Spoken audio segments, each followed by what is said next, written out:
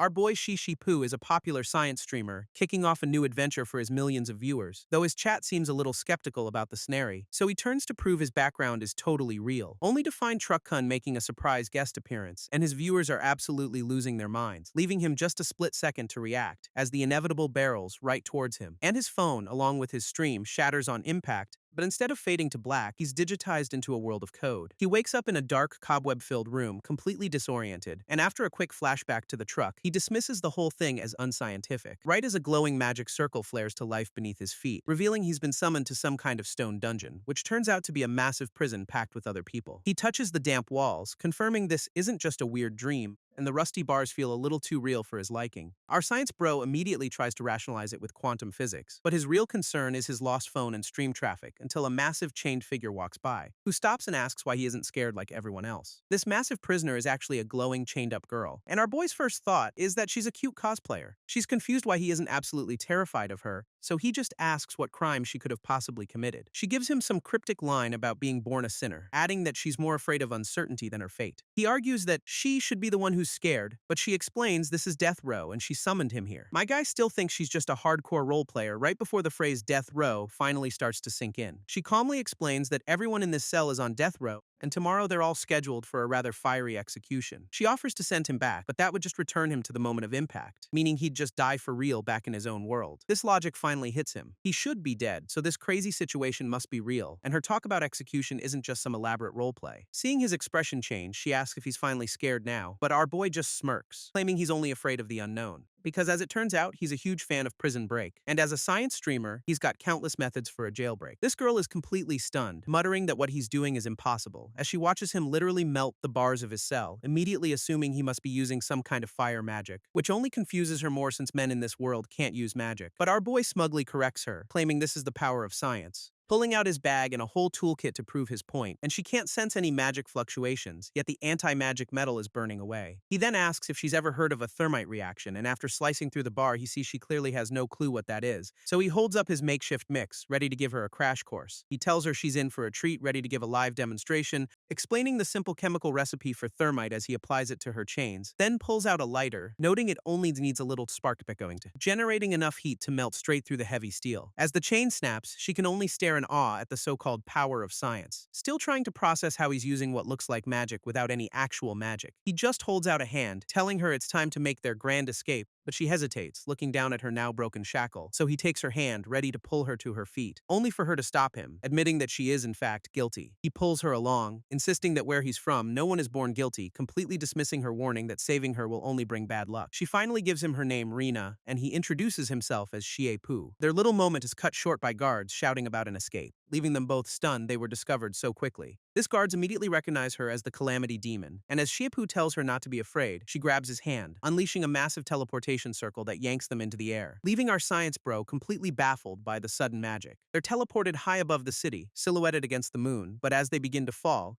Poo asks if she's alright, and Rina realizes her magical energy is completely drained, which causes the spell to fizzle out, sending them plummeting toward a forest. They look down as the ground rushes up to meet them, crashing through the trees in a not-so-graceful descent, and he ends up breaking her fall with his own body, leaving our boy completely flustered by the sudden close contact. She lands right on top of him, their faces just inches apart, and for a moment, they're both just stunned by the situation. She checks if he's okay after breaking her fall, and our boy insists he's totally fine, though his face tells a slightly different story. They find themselves in a graveyard just outside the city, so Poo asks what her plan is now that they're fugitives, and she just walks over to a tombstone saying she's going home. He's completely baffled by this, telling her she has to stick with him, even pulling some wild summoned beast ordinance about leashes and muzzles, basically treating her like a pet he's now responsible for. But Rina drops a bombshell, clarifying that she summoned him, and if she dies, he dies too, which sends our science bro into a full-blown existential crisis. Rina breaks the news that her magic is gone, meaning they're about to be captured, but instead of freaking out,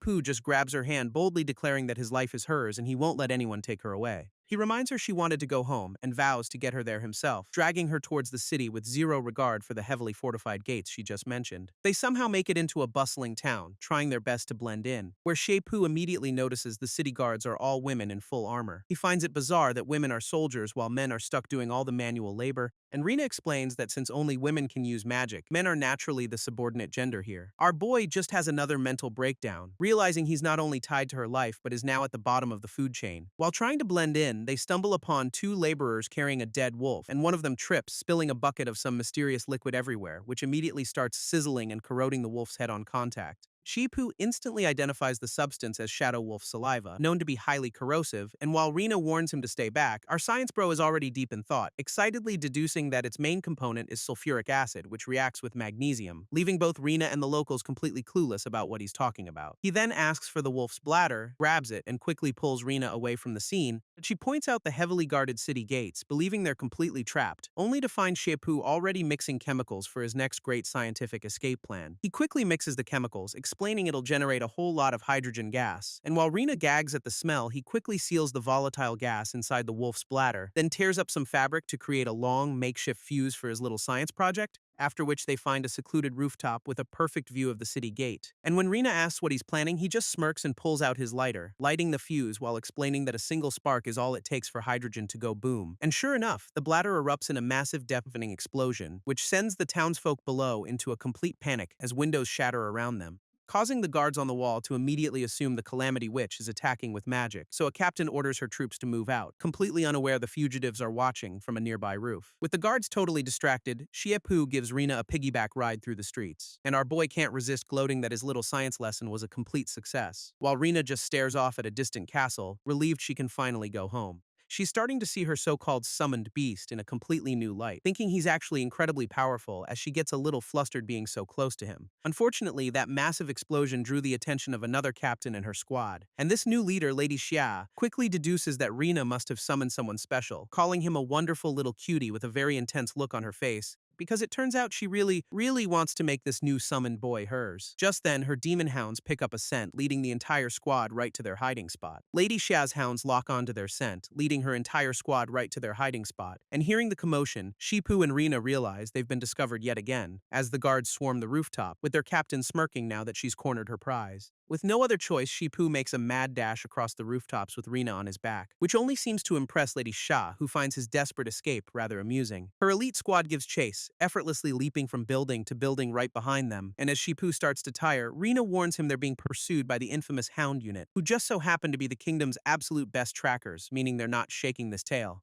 A quick glance back confirms his fears as the guards are closing in fast, looking dead serious, leaving our boy cornered and out of options, trying to think up another escape plan on the fly. Just as they're catching their breath, Rina decides to help by magically stripping off Shipu's pants, and she innocently offers to help him bathe, sending our boy into a complete and utter panic, leaving her genuinely confused about why he's so against her sudden magical cleaning service. After getting dressed again, Shipu has to lay down some very firm ground rules about personal space, specifically telling her not to give him a surprise bath out in the middle of nowhere ever again, and while she argues he did say he wanted a bath, he clarifies that context and consent are key. Taking his point, she suggests they head to a nearby village she remembers as being warm and lively, pointing them towards a small settlement nestled among some rocky cliffs in the distance. But as they get closer, Shipu gets a very bad feeling about the place because her idea of lively turns out to be a completely abandoned and desolate ghost town. They find the lively village is just desperate men fighting over a dry well, so Shipu sarcastically asks if this is her idea of warmth, and Rina is just as confused, wondering how her home village ended up in such a sorry state. But Shipu gets an idea, remembering her magical bath trick and asking if she can just create water, then points to the thirsty villagers and tells her to go ahead and solve their problem, to which she agrees. So Rina starts gathering her magic, forming a glowing orb of pure water in her hands, which immediately gets the attention of the bickering villagers, who stop and stare in disbelief as she holds up a massive sphere of water, ready to unleash it for everyone. And with a single motion, she sends a huge splash erupting into the dry well, filling it to the brim as the overjoyed men celebrate seeing real, actual water. This act of kindness immediately gets the entire village to kneel, begging the Lady Witch to save them all. This villagers explain that all their farmland has withered away, and the wells are so dry they've been fighting over muddy water, revealing the entire region has been hit by a severe drought. One of them asks if she's the savior their village chief sent for, but a kid explains their chief disappeared, though he refuses to believe she abandoned them. This same kid then looks at Shiapu and declares he wants to be Rina's servant too someday, prompting our boy to clarify he's not a servant, but a summoned beast. Rina proudly confirms this, looking quite pleased with herself, then pats his head while calling him incredibly powerful, much to his scientific indignation. But before he can finish his biology lesson, the kid runs back shouting for the Lady Witch. This kid then asks Rina if she could possibly help his family as well, and despite looking completely exhausted, she immediately agrees to help them out, but just as she says yes, she collapses from magical exhaustion right into Shiapu's arms, who catches her just in time, realizing she's pushed herself way too far. Even while fainting, Rina tries to insist that she can still keep going, though she's clearly at her absolute limit and can barely even speak. Xiepu gently tells her it's okay and that she really needs to get some rest now, carrying her into a nearby house to let her finally recover. After tucking her in, he tells her she doesn't need to overwork herself like this, already convinced there must be a scientific way for the villagers to get their own water. With a confident smirk, Xiepu reveals his scientific solution, a simple net already collecting water, and the villagers are stunned to see their barrels full of water, something they believed only witches could accomplish, so they're absolutely floored when they realize a man is responsible for this miracle. Xiepu just smugly explains to an amazed Rina that, with science, nothing is impossible, though Rina has absolutely no idea what science even is, looking completely lost. This little kid points to the device, asking if that's the science he was talking about, but our boy corrects him, explaining that it's actually called a fog net, then breaks down how water vapor in the air simply condenses on the surface to form droplets. He admits this one device won't be enough to solve everything for the entire village, but confidently declares that if they build a whole bunch more, their water problems will be a thing of the past. This villagers are floored, realizing that with his instructions, they can all produce their own water, and Xiepu just smugly confirms that's pretty much the gist of it, which causes the little kid to have a massive breakthrough about what science actually is, declaring it's just magic that even men can use, a definition Xiepu wholeheartedly approves of. This kid is now a full-blown fanboy, calling him amazing while our boy has to clarify he's human, as the entire village starts cheering for the witch, the summoned beast, and their new favorite thing, science. Rina, looking incredibly pleased with her beast, gives him a proud little pat on the head, which immediately sets him off as he tells her again not to treat him like a pet, but she explains that a master is supposed to reward their summon for completing a task so well. Xiepu is left completely baffled by her logic, while the kid just wants a head pat too. This kid realizes the guards are hunting Rina after hearing them mention the Calamity Witch, while the other villagers have a revelation that science can provide water without relying on any witch. And from a distance, Lady Xiao watches the whole thing, now completely obsessed with making Xiepu hers. So with her troops rehydrated, she announces it's time to resume the hunt for her little cutie. Sometime later, Xiepu and Rina arrive on the outskirts of a place called Caroline City, only to find a refugee camp where a shady merchant is selling so-called magical water at insane prices. A desperate man gets turned away for not having 3 silver coins, which is an entire month's wages, and Xiepu can't believe someone is profiting off this misery while the city does nothing about it. Fed up with the situation, Rina just decides to solve the problem herself by magically creating some water, which she then offers to the stunned man, completely undercutting the greedy merchant's business. This crowd immediately goes wild at the mention of free water, flocking to Rina for a drink, which of course absolutely infuriates the merchant who was just price gouging everyone. But Rina ignores him completely, unleashing a torrent of magic to fill the man's bucket, prompting the merchant to storm over and call her an ignorant witch for messing with his business. He then shoves a license in her face, claiming he has the exclusive right to sell water here, but she just calmly points out the obvious loophole. She's not selling it, she's giving it away. This merchant just smirks because apparently she's stumbled into an even bigger problem, explaining that giving it away for free is even worse since it cuts into his profits. He starts laughing like a maniac, gloating that the local lord will never stand for this, as his hooded goons appear to give her a kindly warning about their business practices. This merchant threatens that the local lord will happily look the other way if he has to get rid of her. But before he can make a move, a squad of guards suddenly pushes its way through the crowd, as their leader, a woman in armor, steps forward demanding to know what the commotion is about. He immediately starts snitching to Lady Ruby, accusing Rina of disrupting his business and attacking his people. But Lady Ruby just gives him an ice-cold stare, clearly not buying a word of it, and without warning she delivers a massive slap right across the merchant's face, then immediately drops to one knee, paying her respects to someone she calls the Lord. Xiepu is completely floored, trying to figure out who on earth she's talking to, until he realizes she's kneeling directly in front of Rina, of all people, who seems just as confused as the camera pans up to a massive castle in the distance.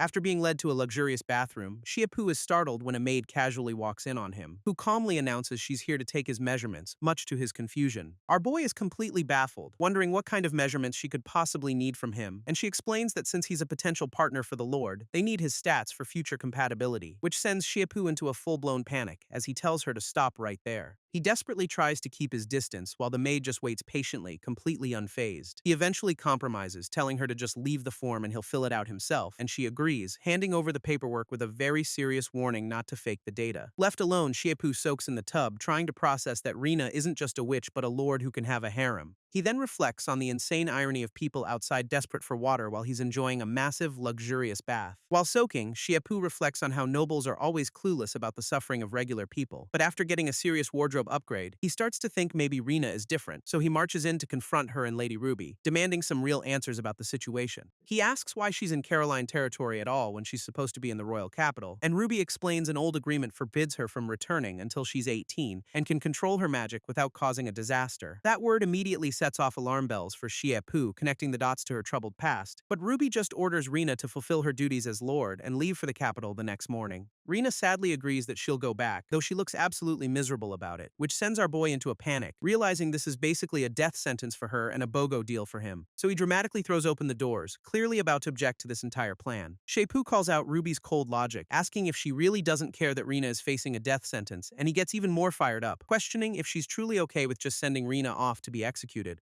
But Rina interrupts, declaring she'll go to the capital herself after she's solved the drought problem, leading to a tense stare-down between her and Ruby, who looks completely unimpressed by the sentiment, as Ruby explains her duty is to protect the territory, not drain the witch's magic on disaster relief. And though Rina argues her mother would have definitely helped the people, Ruby isn't buying it for a second, with Rina insisting her mother would never abandon her subjects, clutching her chest with conviction. But Ruby shuts that down with cold logistics. There are no spare witches, and calling for help would just create chaos. That's when Xie smirks, pointing out the hilarious irony of having enough water for baths but not for saving people. And his perfect comeback leaves Ruby completely speechless, with absolutely no counter-argument. Ruby tries to shut Rina down with some ice-cold noble logic, claiming the commoners just have their own destiny. But Rina is absolutely not buying that fatalistic excuse for a second, and looking out at the suffering refugees, she declares she'll help them even if it drains her magic completely, because she's determined to be the one to change their fate, which causes Ruby to slam her hands on the table in pure frustration, demanding that Lady Rina stop being so willful and just listen to reason, though Rina just stares back, completely unmoved by the outburst, until Xie casually interrupts their stare-down, asking about the specifics of Rina's powers, and she confirms she can control both wind and ice, a rare combo that gets his gears turning, so he turns to Ruby and perfectly summarizes her two main objections to the whole relief effort. Xie agrees with Ruby's point that water witches are too valuable to move, before slamming the table to make sure he has everyone's full attention. Then he drops his big idea: just use wind and ice witches combined with science. Rina immediately lights up, asking if science can actually solve the entire drought, but Ruby is clearly not buying a single word of this sudden master plan, looking absolutely done with Rina for falling for some guy's tall tale. At that exact moment, word of the Lord's return brings some unexpected visitors as a red-haired woman is escorted down the long hall towards their meeting room. This blindfolded lady introduces herself as the vice president of the Fano Merchant Guild, and it seems this Merida is here to have a little chat about Rina's business interference. This guild's vice president, Merida, arrives claiming she's just here to apologize, bringing that shady merchant from before to formally address the Lord about his little outburst, and she insists they've come to admit their mistake and ask for forgiveness. This merchant chimes in, saying he's here with his boss to make amends for offending Rina, even offering to return their exclusive water permit and pull all their witches out of the territory.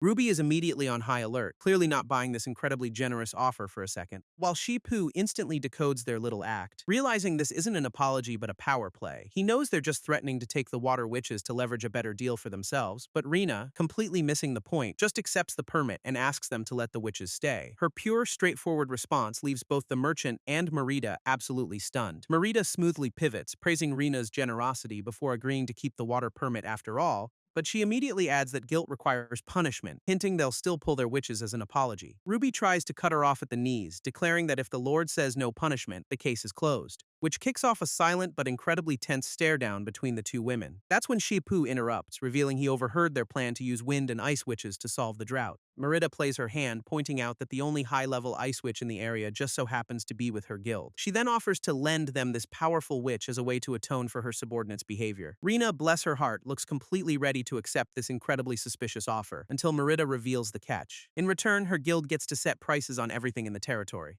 But before Rina can agree to that disaster, Ruby slams her hand on the table, rejecting the offer entirely. Rina just straight up agrees to the deal, completely bulldozing Ruby's very valid objections, so Merida plays the part of a benevolent ally, promising to set everything up and even throw in an extra workshop. Internally, though, she's already scheming for the next time they come begging, planning to demand way more than just pricing rights. And as she leaves, she gives Rina a little pat on the back, telling her to hurry up with her plan. But then she leans in to drop a casual threat, mentioning a certain Lady Xia from the capital who's aggressively hunting someone. And speak of the devil, Lady Xia herself has arrived, admiring Rina's home while looking forward to getting to know her. Meanwhile, just as Rina is about to rush off, Xie grabs her wrist to stop her dead in her tracks, pointing out that before they save the world, she might want to explain some witch basics to her science guy. He starts rattling off questions like what the ranks even mean and why they need 2 separate witches for the job, so Rina breaks it down for him. There are 9 ranks total, and you climb the ladder by passing tests. They head over to an old alchemy workshop to get started on his big plan, and once inside, Rina decides to give him the full rundown on her powers. She explains that while most witches only get 1 element, she's a bit of an overachiever, casually revealing she knows 5 different types of magic, everything except for ice. On top of that, she proudly declares she's a ninth-rank witch, the highest level there is. Shepoo calls her a genius but immediately asks the obvious question, why does she faint all the time? He then shows her the schematics for a nitrogen machine he's been working on, asking his little genius to use her fire magic to help him with some alchemy. He guides her hands, showing her exactly how to control the heat on the metal, reminding her to pace herself so she doesn't burn through all her magic at once. He carefully coaches her through the delicate process, making sure she doesn't burn out her magic and faint. And with the machine successfully built, Shepoo has to admit that magic is actually pretty useful after all. So he starts praising her, calling her amazing and giving her a big thumbs up for her hard work, then immediately ruins the moment by patting her head and teasing her like a puppy, which leaves Rina completely flustered and blushing, clearly not used to that kind of attention. Now that the machine is ready, he says they just need the other two witches to show up to start making rain, and speak of the devil, two witches arrive right on cue, announcing they were sent by Merida. This duo introduces themselves as Floro the Wind Witch and Jinlis the Ice Witch, the final pieces of the puzzle, but Rina immediately tells them to cooperate with her summoned beast, much to Shepoo's eternal annoyance, leaving the new witches understandably confused about why they're taking orders from some random guy instead of the Lord. This new witches are completely baffled, wondering why they're taking orders from some random dude, but Shepoo just brushes off their confusion, saying it doesn't matter who gives the orders, then lays out his plan. Use wind to compress air and ice to liquefy it for artificial rain. Floro the Wind Witch is immediately skeptical, questioning if he's serious about solving the drought this way, and she openly mocks his machine as fancy junk, though Shepoo just cheerfully confirms that's the plan. Both witches are visibly unimpressed, with Floro deciding to just slack off and collect her pay.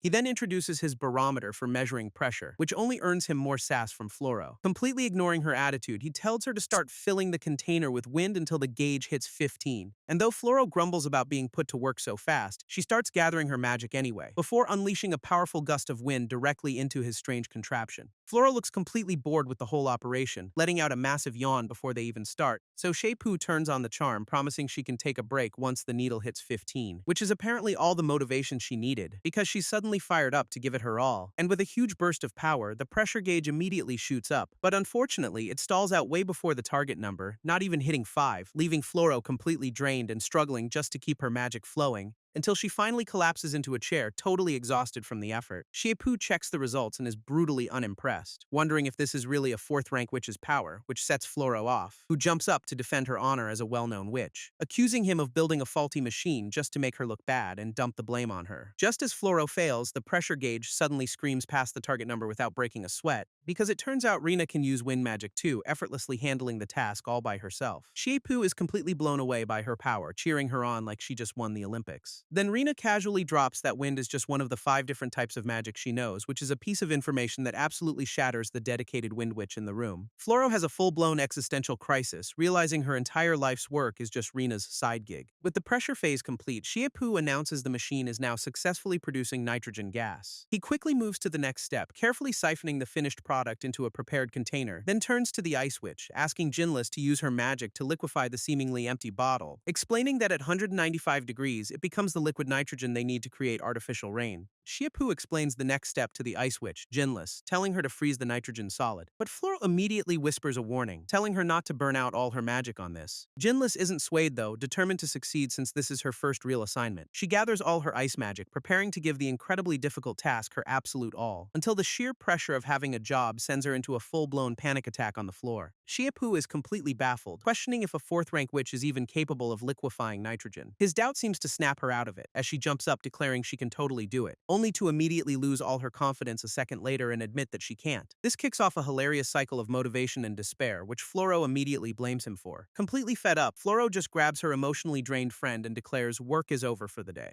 After the two witches leave, Shepoo feels a little guilty about how things went down, clearly feeling awkward after that whole disaster of a first attempt with his machine. Rina tries to cheer him up, thanking him for all his hard work so far, but he just brushes it off, admitting he only provided the theory and probably ticked them off. She gives him another head pat, reassuring him that upsetting strangers is perfectly normal. That's when he spots a book the Ice Witch, Jinlis, accidentally left behind on the counter, and flipping through it, he has a massive revelation about how magic actually works. Realizing it's all about deconstructing and reconstructing matter on a fundamental level, he chugs a glass of water, suddenly re-energized by this new understanding, then turns to Rina with a huge grin, announcing he's just had a brilliant idea. Rina is totally flustered, realizing he just chugged water from the very same glass she was using. But Shiapu is already moving on, announcing his new plan is ready to go with the 4 machines, which earns him a sweet moment as Rina gently wipes his face, praising him for his hard work, though he just turns it around, reminding her she's the one who actually built everything with her magic. And right on cue, the 2 witches return, getting a sarcastic welcome from Shiapu for showing up to work,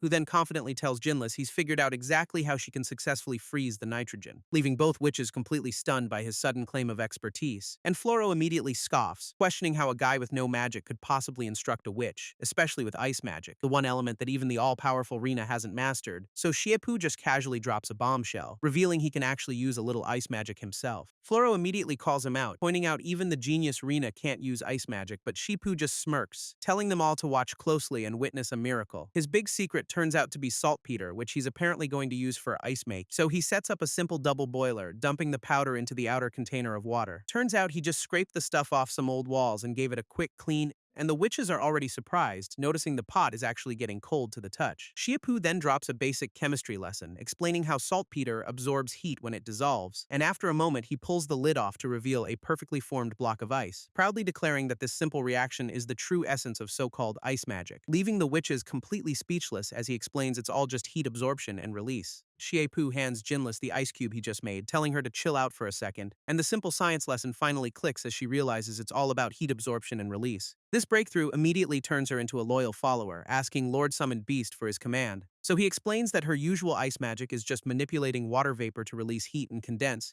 meaning the real core of her power is controlling an object's heat release, which she totally agrees with. With that new framework, he tells her to imagine the empty bottle is actually full of something else, specifically a gas called nitrogen that she needs to cool down. She focuses all her magic on that one task, pushing herself to make the gas colder and colder, until with one final, exhausting push, she manages to succeed just before collapsing, proudly announcing she did it, leaving a completely stunned Floro in the background. After that display, even Floro is a believer, shyly asking Lord Summoned Beast for a task, and she practically begs him to guide her magic, just like he did for the Ice Witch. Later that night, Shiapu explains the final step is to get the liquid nitrogen into the sky and detonate it, and Rina immediately offers to handle it since she can apparently use teleportation magic too. He's surprised for a second, but quickly tells her she absolutely needs to rest instead, pointing out that her magic drains her health, not just her mana, and she'd collapse mid-air. She insists it's her duty as the Lord to push through and be like her mother for her people, but he gently shuts her down, reminding her how intense teleportation magic must be. He gives her a reassuring pat on the head, which seems to finally get through to her, so he just tells her to rest, and she immediately leans on his shoulder and falls asleep. With Rina completely passed out on his shoulder, Shiapu just awkwardly stares at the sky, thinking it's pretty wild for the Lord to just fall asleep on a random rooftop. So he does the decent thing and carries her all the way back to her bedroom, gently placing her on the bed so she can finally get some proper rest. But as he tries to slip away, she grabs him in her sleep, begging him not to leave, a move that leaves him completely flustered and blushing from the sudden contact, because she then pulls him into a tight hug, still totally dead to the world, and he's shocked to see this vulnerable side of her, since she's usually so stoic, right before she snuggles in closer and sleepily calls out for her mom, leaving Shiapu absolutely floored by the sudden and very confusing promotion. Their quiet moment is completely shattered when a guard bursts into the room, urgently calling for Rina,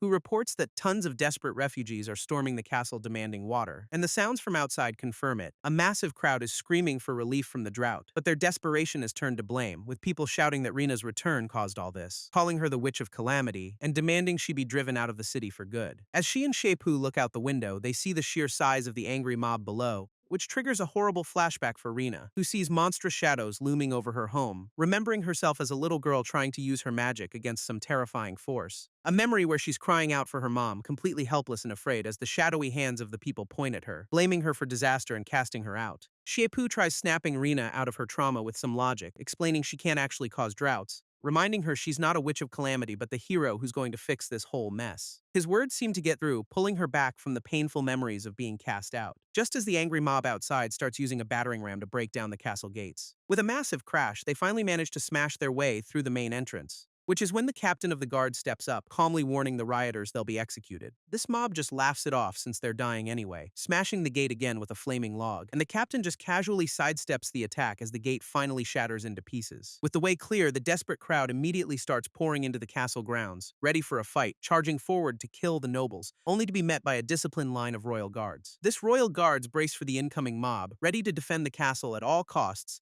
though their captain orders them to hold the line without actually harming the desperate civilians. But the crowd's attention immediately shifts when they spot Rina standing on the balcony above, and one of the rioters points right at her, accusing her of putting on an innocent act, screaming that her return is the sole reason their city is now plagued by a deadly drought. Right before someone hurls a rock that strikes her square in the head as Shipu shouts her name, and he catches her just as the mob adds a new accusation, blaming her for her mother's death too, their anger escalating into a unified chant demanding the Witch of Calamity get out of their city, which is the last straw for Shipu, who looks absolutely furious holding the injured Rina, so he roars at the entire crowd to stop, his sudden outburst actually making them hesitate. Holding the injured Rina, Shipu stares down the mob and promises them it's going to rain tomorrow, adding a serious threat that if anyone dares to lay a hand on their lord again, their hope will turn to judgment as all their torches suddenly flare up uncontrollably. But the crowd isn't buying it, with one woman calling him a magicless nobody spouting lies, which gets the whole mob throwing rocks and screaming for him to be stoned to death. Suddenly, a massive gust of wind kicks up as Rina awakens, floating ominously in the air, and she grabs his hand, declaring that if it doesn't rain, they'll both be burned at the stake, a wild declaration that completely stuns the entire angry mob into silence. Later, Floro explains that teleporting all the liquid nitrogen into the sky will drain a massive amount of magic, noting that only a true genius like Rina could possibly handle that kind of power load. Just as things are getting serious, a new blonde witch named Shia shows up on the roof, calling out to Rina, who calmly asks if Rina has finally decided to come back with her, and Rina just gives her a cheerful bingo, confirming that's exactly the plan. Shia's friendly demeanor vanishes as she glares down at the crew with a serious ultimatum, threatening to burn everything they rely on to ashes if Rina doesn't come quietly. A massive ring of fire erupts, trapping Shiapu and the witches with their highly volatile nitrogen tanks, and my guy immediately panics, shouting that the liquid nitrogen will explode if the flames touch it. Floro tries to be the hero, announcing she'll blow out the fire with her wind magic, which fails spectacularly as the flames, conjured by an 8th rank witch, completely overpower her. She admits her magic is useless against such power, claiming only Rina's water magic can extinguish the blaze. Rina immediately prepares to unleash her water magic to counter the massive inferno, but she hesitates, realizing it'll drain the power she needs for the teleportation spell later, and the blonde witch Shia smugly tells her not to even think about resisting, threatening to burn everyone and everything inside the ring of fired absolute ash. Meanwhile, Jinlis is struggling to keep the liquid nitrogen stable as the intense heat drains her magic, while down below, the mob just stares, completely confused by the sudden rooftop drama,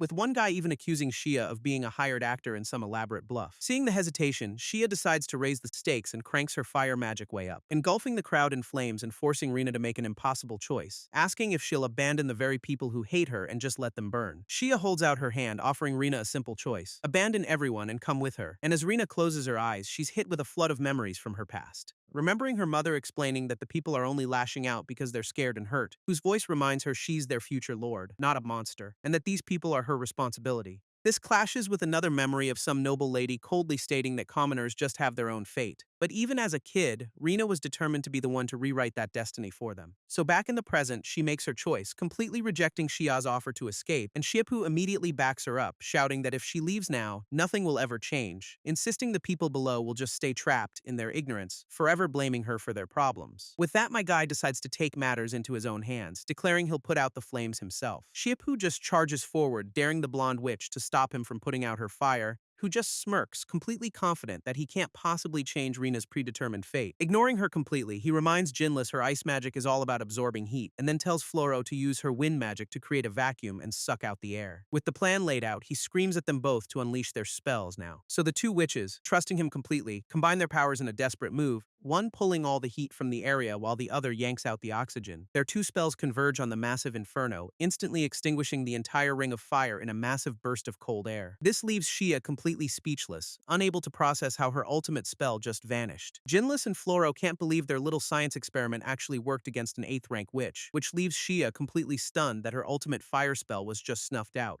But Rina isn't wasting any time, already gathering her magic for the final step, and Shipu gives her one last boost, telling her this is her chance to prove everyone wrong. With that, she uses her teleportation magic to lift all the liquid nitrogen tanks into the air, thinking of her mother as she prepares to unleash an absolutely insane amount of power, sending the tanks soaring high above the city in a massive pillar of purple energy. This timers on the tanks hit 0, detonating them exactly as planned in the upper atmosphere, and a single drop of water lands in Shia's hand as she realizes they actually did it. Because as the rain starts to fall, an exhausted Exhausted, Rina collapses into Shiepu's arms, thanking him. As the rain falls, Shiepu awkwardly asks Rina if she could maybe call him something other than mom, and she just looks up at him, completely exhausted but finally safe in his arms. Down below, the former mob is in total shock, realizing she actually delivered on her promise, with one kid even proclaiming she's not a calamity at all but the Witch of Hope. This next day, however, Shiepu is stunned to hear the refugees are gathering at the castle gates again, wondering why on earth they'd be back now that the drought is finally over. When they go to investigate, they see a group of the former rioters walking right up to them, but instead of anger, the crowd is calling out her name and thanking her for the rain. Rina is completely floored by this sudden 180 in their attitude, especially when a small child hands her flowers, apologizing for throwing stones at her just yesterday. Rina graciously accepts the flowers, telling the kid that everything is all right now, and she's so touched that she uses her magic to make even more flowers bloom around them, which gets the now adoring crowd to part way, but their path is immediately blocked again. This time by a couple of girls delivering an invitation from a President Merida for an urgent meeting. This guard captain isn't having it, calling them out for summoning a lord instead of visiting her, but Shiepu takes the letter anyway, which reveals Merida had a deal to borrow the witches, and in exchange, her guild would get to set whatever prices they wanted during the drought. Since the drought's over, Shiepu figures they might as well go see what this lady wants, while completely unaware that the blonde witch Xia is watching them leave with a smug grin, and they're soon greeted by a very cheerful red-haired woman who must be President Merida herself. Shiepu kicks off the meeting by saying they're happy to help Merida promote their new rain-making tech, before getting a sly look and adding that she'd better have a hefty price ready for their services, and Merida just compliments his cleverness, clearly expecting this kind of hardball negotiation. She presents a fancy box, claiming mere money would be an insult to such a groundbreaking invention, then casually mentions that the Witch Management Association is on its way to deal with Rina's past sins, reminding Shiepu that if anything happens to his master, he'll die right alongside her. But lucky for him, she has a way to dissolve their life-or-death contract entirely. Inside the box is a book detailing a legendary item called the Demon Breaking Blade,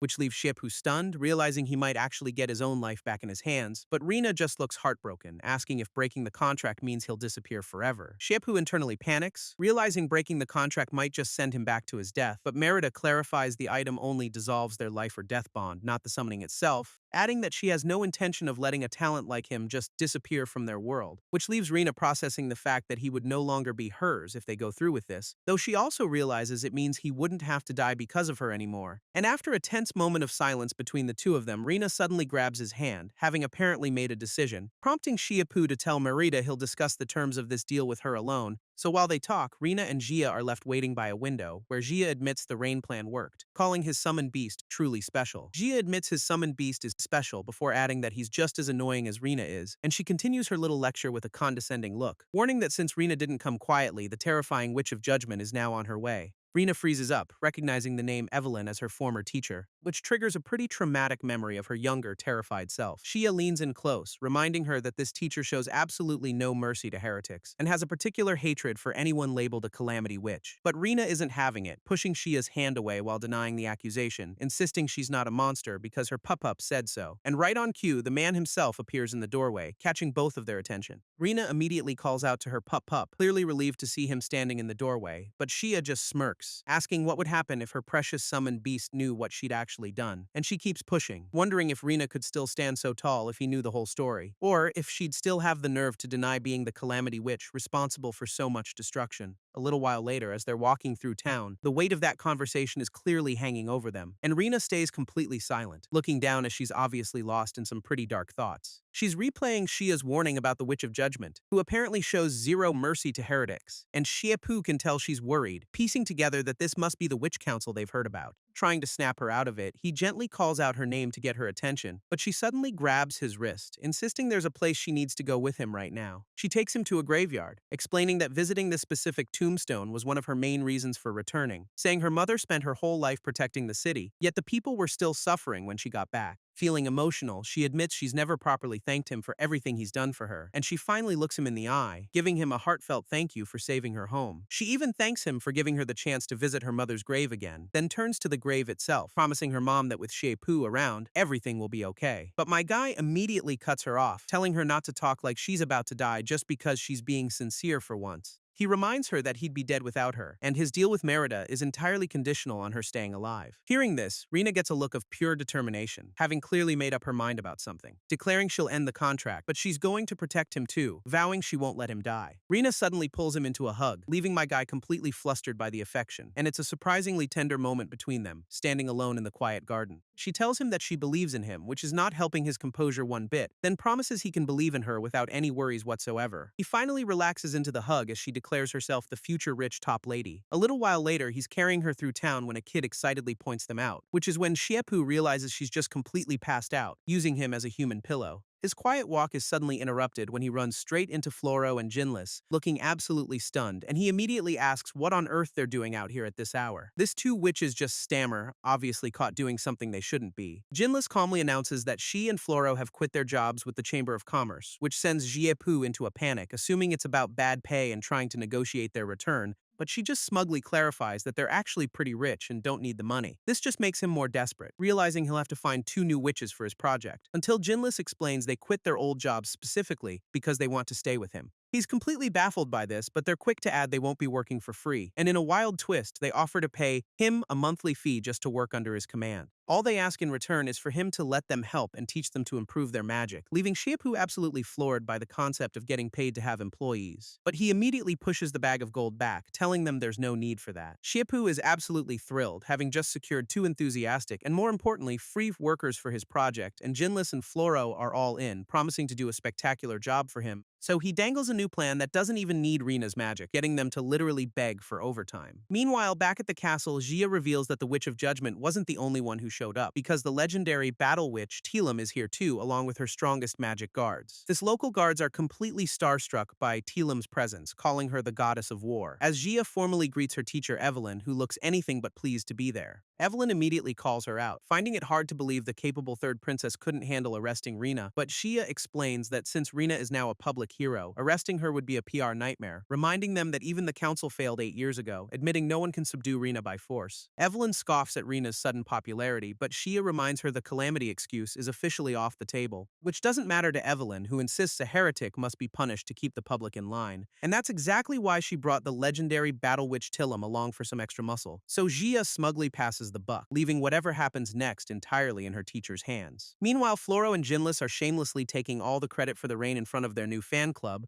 but back with our main duo, a butler summons Rina to the audience hall for a meeting with a Lady Ruby, prompting Shiapu to grab a book on imperial law, looking like he's been preparing for this exact confrontation. And with everything in place, he just hopes their plan is enough as they head towards the meeting. They step into a massive hall lined with nobles, realizing this is way more than just a simple chat. And at the far end, a woman who must be Lady Ruby gestures for Rina to approach the throne. With a subtle thumbs up for encouragement, Shiapu watches Rina walk towards the throne, where Lady Ruby formally greets her not as a witch, but as the territory's rightful lord, and in a show of unity, the entire hall of nobles kneels before their new leader. Ruby then presents the official lord's seals, explaining Rina's mother entrusted it to her for safekeeping, and now she's returning it to its true owner, leaving Rina looking a bit overwhelmed. But after a brief pause, she reaches out and accepts the symbol of her new station. She holds the seal, the weight of her new title sinking in as Ruby looks on, who explains that becoming lord grants her royal protection, making her untouchable by the Witch Bureau. Realizing this is her path to safety, Rina's gaze finds Shiapu in the crowd, recalling her vow to not only break their contract but to protect him at all costs. Shiapu internally hopes his new recruits can handle the rain-making plan without any issues, while Rina formally accepts the Lord's seal, stepping into her new role, and she declares herself the 13th Lord of the territory, vowing to protect its people, prompting the entire Hall of Nobles to kneel and pledge their absolute loyalty.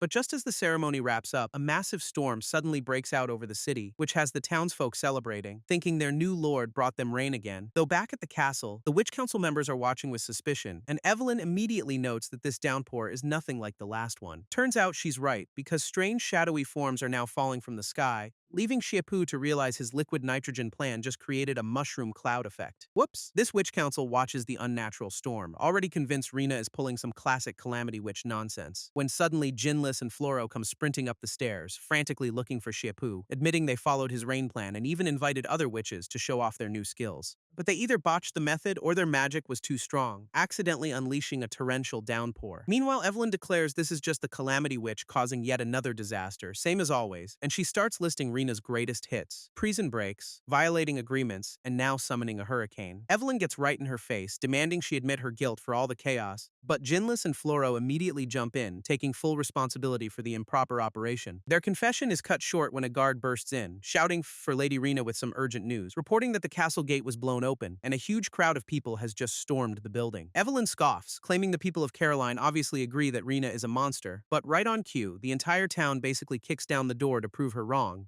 shouting that Lady Rena brought them rain and is their hero, not some kind of calamity, and they form a human wall, telling the Witch Bureau they're not taking their new lord anywhere. Rena looks up at her old teacher, weakly insisting she's not a monster. But Evelyn isn't buying it, launching into a guilt trip about how Rena's mother had to sacrifice herself to save the city from her, and reminding her how her out-of-control magic once wiped an entire village off the map. She keeps piling it on, listing the prison break and now this convenient hurricane as more proof of her guilt, getting right in Rena's face and demanding she explain herself after all the chaos she's caused, leaving our girl completely speechless as her old master asks if she has anything to say in her defense. Evelyn tells Rena to just admit her guilt and accept whatever punishment the council has decided on, but before she can even answer, Shepu steps forward, demanding to know what crime she's even committed, and he plants himself right in front of Rena, insisting she's not the cause of any disaster, giving her a quick wink to let her know that he's got this completely under control. Evelyn is not impressed, reminding him that the tribunal's investigation already found Rena guilty, so Shepu dramatically rips open his coat, declaring that science believes in truth, not their authority, then throws it aside, vowing to publicly expose just how ignorant their entire tribunal really is. His big performance is met with a completely deadpan stare from his very unimpressed audience of one, so he turns to the crowd, asking them all to think back to the beast invasion 9 years ago, and he drops the million-dollar question: did any of them actually see Rena summon those beasts? This crowd admits they didn't actually see anything, just that her awakening happened right before the invasion news broke, so Shepu points out that just because two things happened at the same time doesn't mean one caused the other. But Evelyn tries to argue that the timing itself is suspicious enough to imply a connection, and Shepu agrees there's a connection, just not the one she's thinking of, teeing up a perfect analogy,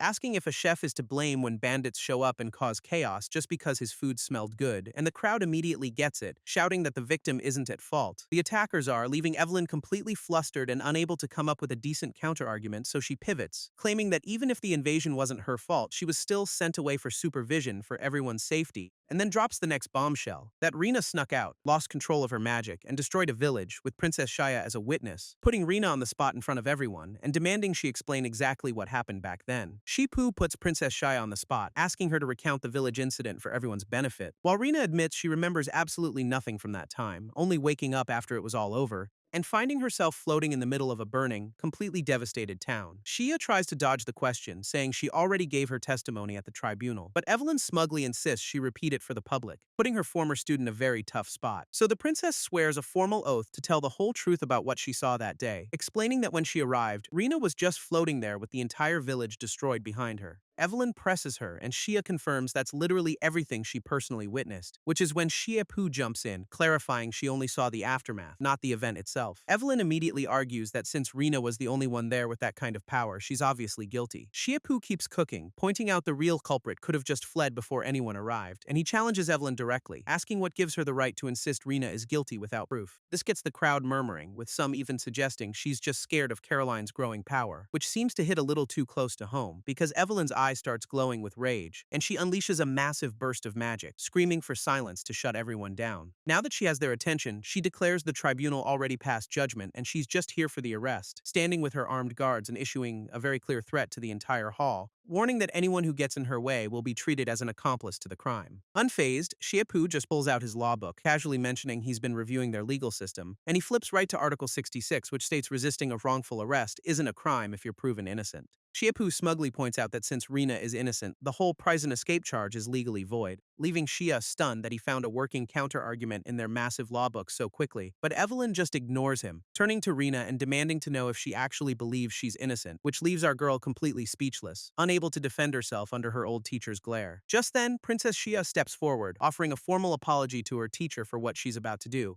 declaring that as the third princess, her ultimate duty is to uphold the authority of the law, and Evelyn looks on in disbelief as her own student publicly undermines her entire case, with Shia stating that without proof, they have no right to punish Rina, the official lord of Caroline. Backed into a corner by logic, Evelyn decides if human law won't work, she'll just use divine law instead, invoking the judgment of the goddess as a final, absolute method to prove Rina's guilt once and for all. Shiepu is completely thrown by this sudden judgment of the goddess curveball, but the crowd immediately gets hyped, thinking this is Rina's big chance to prove her innocence. Even our boy thinks this is the perfect opportunity for their new lord to finally clear her name, though Princess Shia is clearly not buying it, looking extremely unimpressed with this whole idea. Rina herself seems terrified, obviously knowing something the rest of them don't, and Lady Ruby tries to comfort her, though her own expression is anything but reassuring. Turns out, there's a good reason for that. No witch has ever actually survived this so-called judgment. Another witch confirms that even the most powerful dark witch in history didn't make it out alive, which Evelyn smugly claims is just proof they were all heretics who deserved their fate. She then puts everyone on the spot, asking if they're too scared to let Rina face the trial. While Rina looks completely resigned to her fate, the crowd starts shouting in her defense, but Shiepu internally scoffs, comparing this so-called judgment to a medieval witch hunt, realizing it's just a convenient excuse for the Bureau to eliminate its political opponents. He watches Rina and her supporters, acknowledging that Evelyn has set a perfect trap,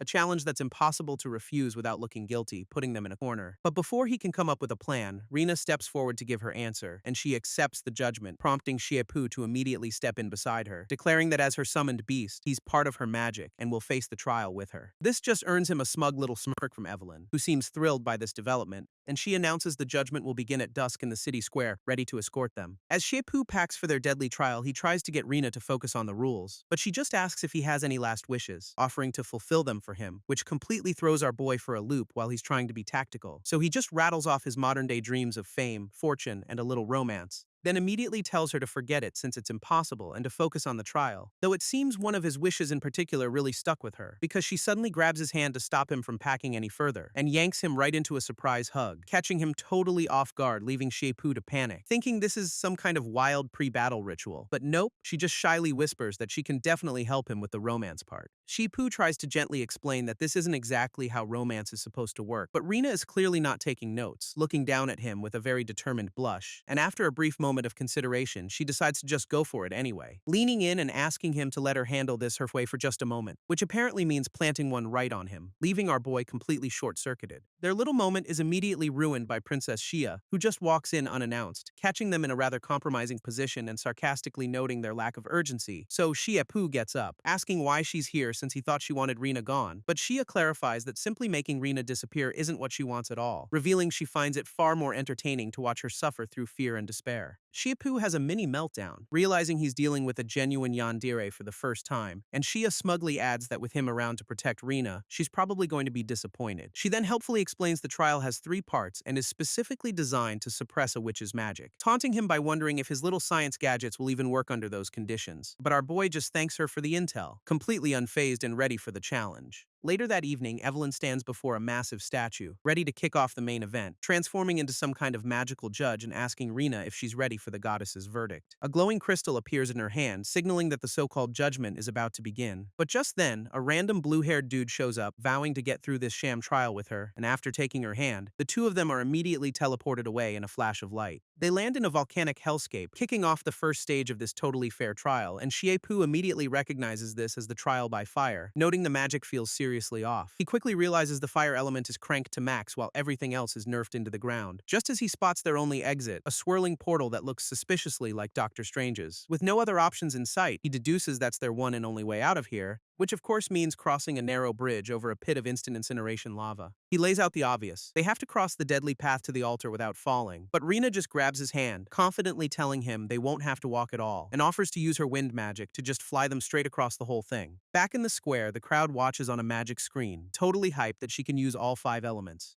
Princess Shia immediately realizes that while flying is the obvious move, this nerfed magic and extra weight of carrying Shiepu means Rina might not even make it across, and she glances over at Evelyn, who's watching the whole thing with a smug look, claiming the goddess will protect them, unless, of course, they're found to be heretics. Meanwhile, Lady Ruby figures out Evelyn set up this public broadcast specifically to humiliate Rina, praying that Shiepu can somehow navigate the traps and keep their new lord safe. Back in the viewing room, Rina's supporters are practically screaming at the screen for her to stop, and just as she's about to take off, Shiepu yanks her hand back to halt the plan. He immediately reminds her about that one time she dropped him mid-flight, nearly ending him, suggesting they test her nerfed power levels on some nearby stones before she tries that again. So Rina tests her nerfed wind magic on a nearby rock, just to see what she's working with, and Shiepu immediately starts running the numbers on her current power output, quickly calculating that with their combined weight, her magic won't even get them halfway across the 50-meter gap, which means they would have just plummeted into the lava, a fact that has him sweating bullets. Rina then tries summoning some water magic, but admits it's too weak to put out the surrounding fire.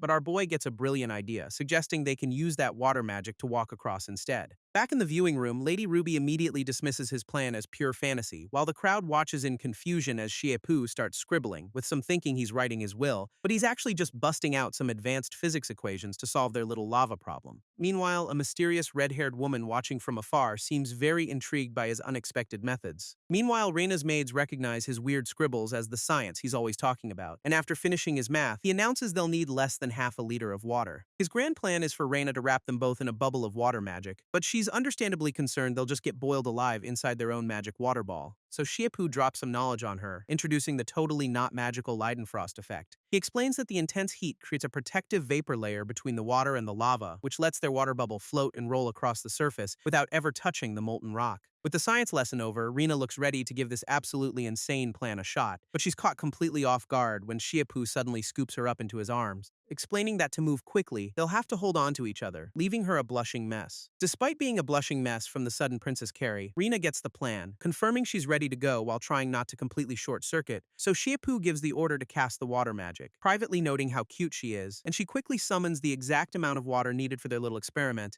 wrapping them both in a protective bubble just before they take the plunge, at which point he tells her to add a little wind magic for propulsion, and with a gentle push, their water ball starts rolling right onto the lava, zipping across the surface in a massive cloud of steam thanks to some good old physics, leaving the audience completely baffled by what they're even witnessing, while Lady Ruby grimly concludes the water evaporated and they're already toast. Back in the viewing room, Rina's maids are praying for the best, as the magic screen remains completely obscured by a massive cloud of steam. But when the vapor finally clears, a silhouette emerges from the smoke, revealing Shiepu and Rina have made it across the lava pit completely unharmed. Lady Ruby is absolutely floored that his insane science stunt actually worked, while Rina's maids erupt in cheers, celebrating their mighty summoned beast. Even Princess Shia looks pleasantly surprised by this unexpected turn of events, but Evelyn is clearly not thrilled, shocked that her little trap didn't work. She quickly regains her composure, smugly reminding everyone the trial isn't over yet. And she's right, because back in the trial, Shiepu realizes their exit portal is shrinking fast. With the portal closing, Rina decides to just use her water magic again, but Shiepu immediately stops her, realizing that's a terrible idea this time. He points out that her small water bubble would instantly evaporate in this heat, then notices the elemental balance has shifted, with wind magic now feeling much stronger. Rina confirms the wind and fire elements are equally dense, which gives her another brilliant idea, so she immediately powers up her wind magic, planning to fly them straight through. As she's about to launch, Shiepu has a moment of pure, unadulterated panic, screaming that the outer flame is the hottest part and they'll be roasted alive. He physically yanks her back from the brink of a very crispy mistake, leaving Rina to apologize while our boy tries to recover from his second near-death experience. Shiepu calmly explains the correct way to use wind magic isn't what she thinks, suggesting they use it to make the flames part for them, which has the audience totally baffled. But Evelyn remembers he once helped a low-rank mage extinguish her flames with some weird trick. Though Lady Ruby points out these particular flames are powered by top-tier magic crystals, meaning adding wind will only make the fire stronger and get them killed faster. A fact Evelyn is clearly enjoying as she waits for them to self-destruct. Rina's maids, however, are holding out hope he can pull off another impossible stunt. While back in the trial, Shiepu admits his next plan is a total long shot, warning Rina that it requires perfect control. Because one tiny mistake means they both die, which doesn't exactly inspire confidence since she has no idea how his science even works. He tells Rina to trust her own magic since she's the expert here, laying out his wild plan for her to create two tornadoes spinning in opposite directions, and she immediately unleashes a massive vortex of wind magic just as he instructed, so Shiepu explains how the tornadoes create a low-pressure zone to suck away oxygen, which will tear the flames apart and completely disrupt the combustion reaction, while the colliding air currents push down from above to smother what's left, though he privately admits they can't actually extinguish this magical fire for good, but they can interrupt it just long enough to create a safe path through the blaze. And back in the viewing square, everyone watches this insane plan unfold on screen, where Rina's maid corrects herself, putting all her faith in Shiepu instead of the goddess. Back in the viewing room, Lady Ruby watches in stunned silence as the magic screen shows the massive wall of fire actually parting down the middle, revealing a clear path right through the blaze, much to everyone's shock. Rina is completely floored by his scientific prowess, asking if they just need to run for it now. But Shiepu's celebration is cut short as he spots their exit portal rapidly shrinking. So with a confident smile, he reaches out his hand and tells her it's time to go. Instead of just grabbing her hand to run, though, he steps right up to her, pulling her in close for what is definitely not a simple sprint to the finish line. This two of them share a slightly flustered moment, standing face to face, before he scoops her into his arms again, reminding her they're almost out of time. With a confident grin, he announces it's time to dash, still holding Rina princess style,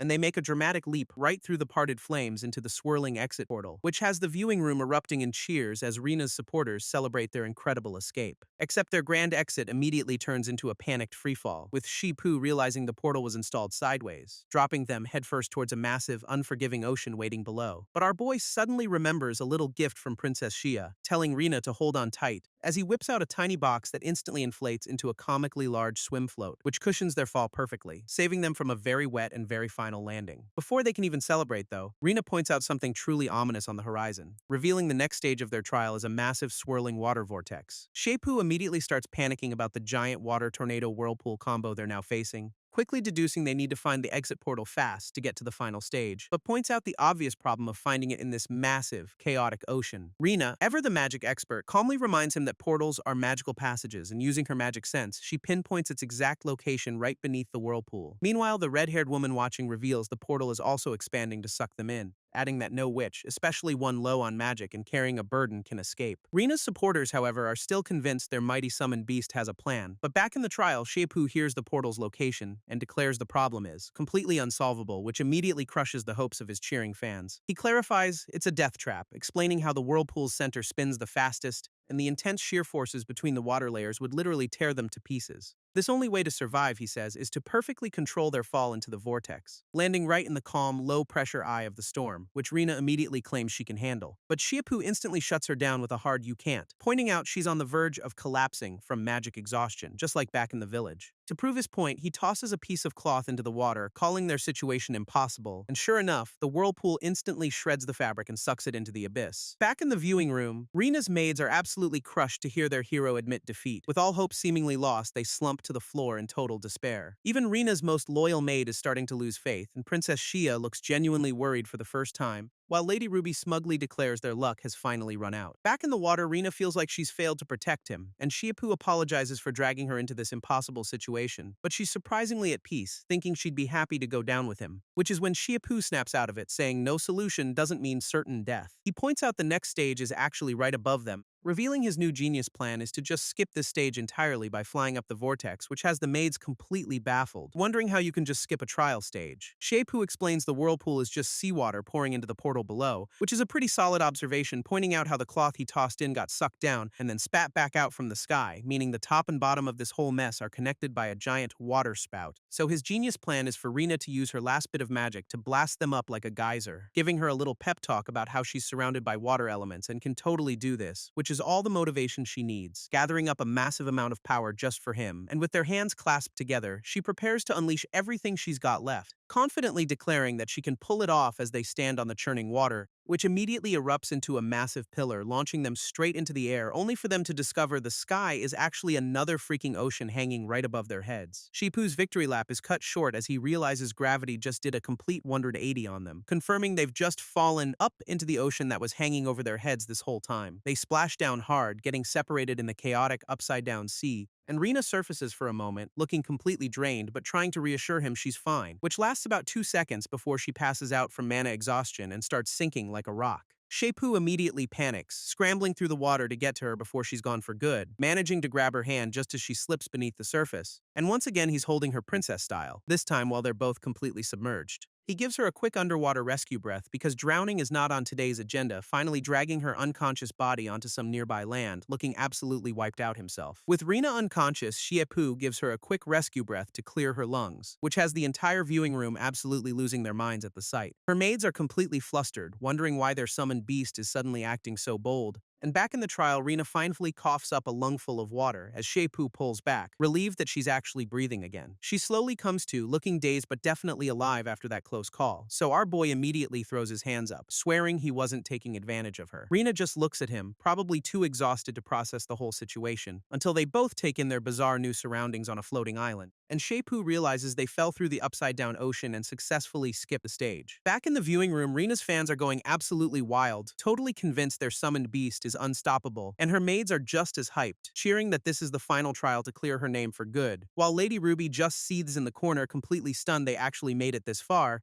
but it looks like someone's adding a new twist, summoning a mysterious magical butterfly into the arena, which is immediately identified as the legendary illusory rainbow butterfly by a very interested observer. And this new creature flutters right over to where Shepoo and Rina are standing on their little rock island, where Shepoo has already spotted the exit portal, noting it's in the eye of a storm they'll have to fly through. But Rina admits she's so drained from their last stunt that it'll take a full day to recover her magic, which is a problem, because he points out the portal is already unstable and won't last that long, so he starts analyzing the storm's pattern, wondering if a fixed airflow is the key to their escape. Rina worries she can't recover her magic fast enough to help them escape, but Shepoo just winks, saying his world had flying machines that only needed wind. This news completely blows the minds of the audience, who can't even imagine flight without magic, but Lady Ruby isn't impressed, deciding it's time to end their little run for good, by summoning the legendary illusory rainbow butterfly to finish them off. As the creature appears, Shepoo is already gathering supplies, telling a confused Rina to just relax, and he starts prepping some rope while marveling at the strange tech keeping their island afloat. Suddenly, the sight of the butterfly seems to trigger a powerful memory for Rina, flashing back to her childhood when she first started floating, much to everyone else's shock. This other kids realize she's awakened her magic years ahead of schedule, marking her as special. This butterfly's magic sends Rina spiraling into a happy childhood memory of floating in the sky with her friends. But as she relives the moment, her adult self starts to realize something is off, recognizing this entire flashback is just a powerful illusion affecting her mind. Meanwhile, Shepoo is completely geeking out over the wind magic array keeping their island afloat, admiring its intricate structure. He has a sudden epiphany that magic might not be random scribbles but could have its own internal logic, like a scientific formula. While he can't yet grasp the principles, he's seriously impressed by the genius who created it. This illusion continues, showing the other kids gossiping about how she's a master of every element, which unfortunately leads to them deciding to keep their distance, leaving young Rina totally isolated. Back in the present, Rina is visibly shaken by the painful memory, trying to convince herself it isn't real. Just as Shepoo proudly announces he's finished building a wind-powered glider to get them out of there, Shepoo tells Rina to just pump her magic into the glider to catch the wind tunnel,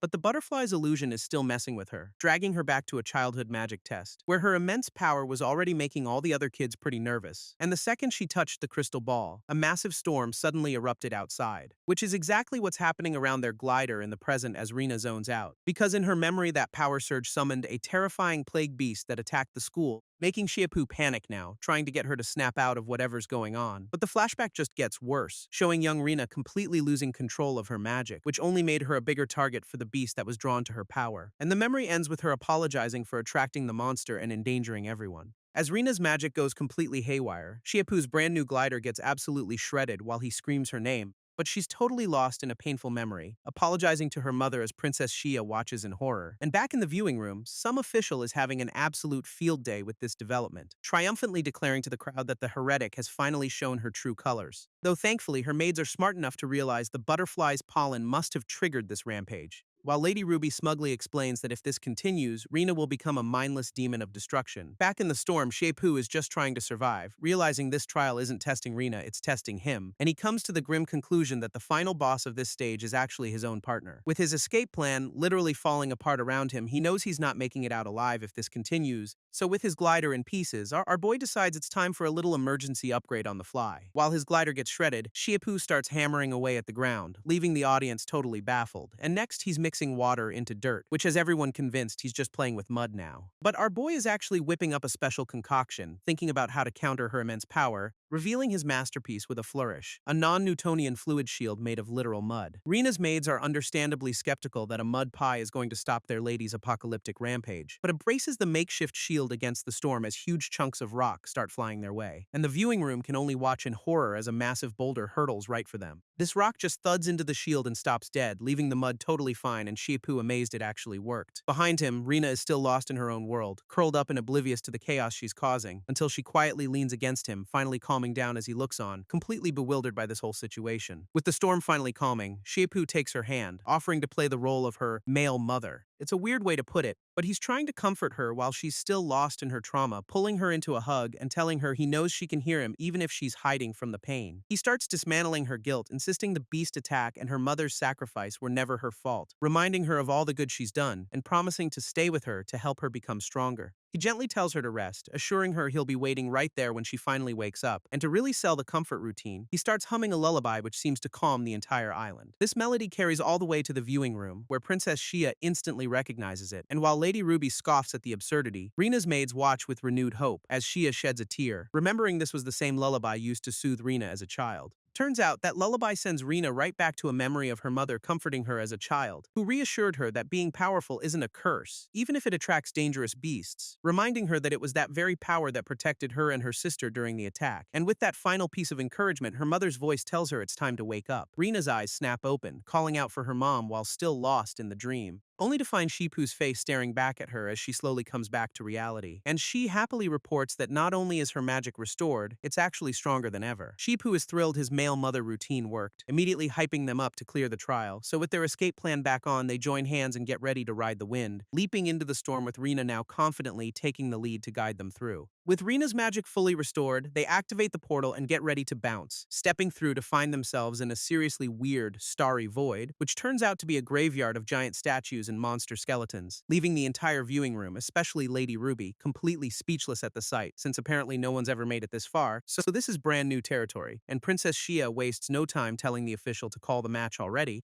who begrudgingly announces they've passed the trial, officially clearing Rina's name, just as a gem on a massive stone head in front of them starts to glow, catching Shipu's attention as he realizes it's their ticket out of here. And he tells Rina they're finally going home as a teleportation circle activates beneath them. But just before they leave, Shipu tells Rina there's one last thing he needs to do, and they're instantly teleported right back into the main hall where the trial began. This crowd immediately erupts, cheering for both Rina and her now legendary summoned beast, but our boy isn't there to soak in the glory, instead pointing directly at someone in the crowd, and he confidently takes Rina's hand, much to her complete surprise, leading her straight through their adoring fans for a little post-trial confrontation.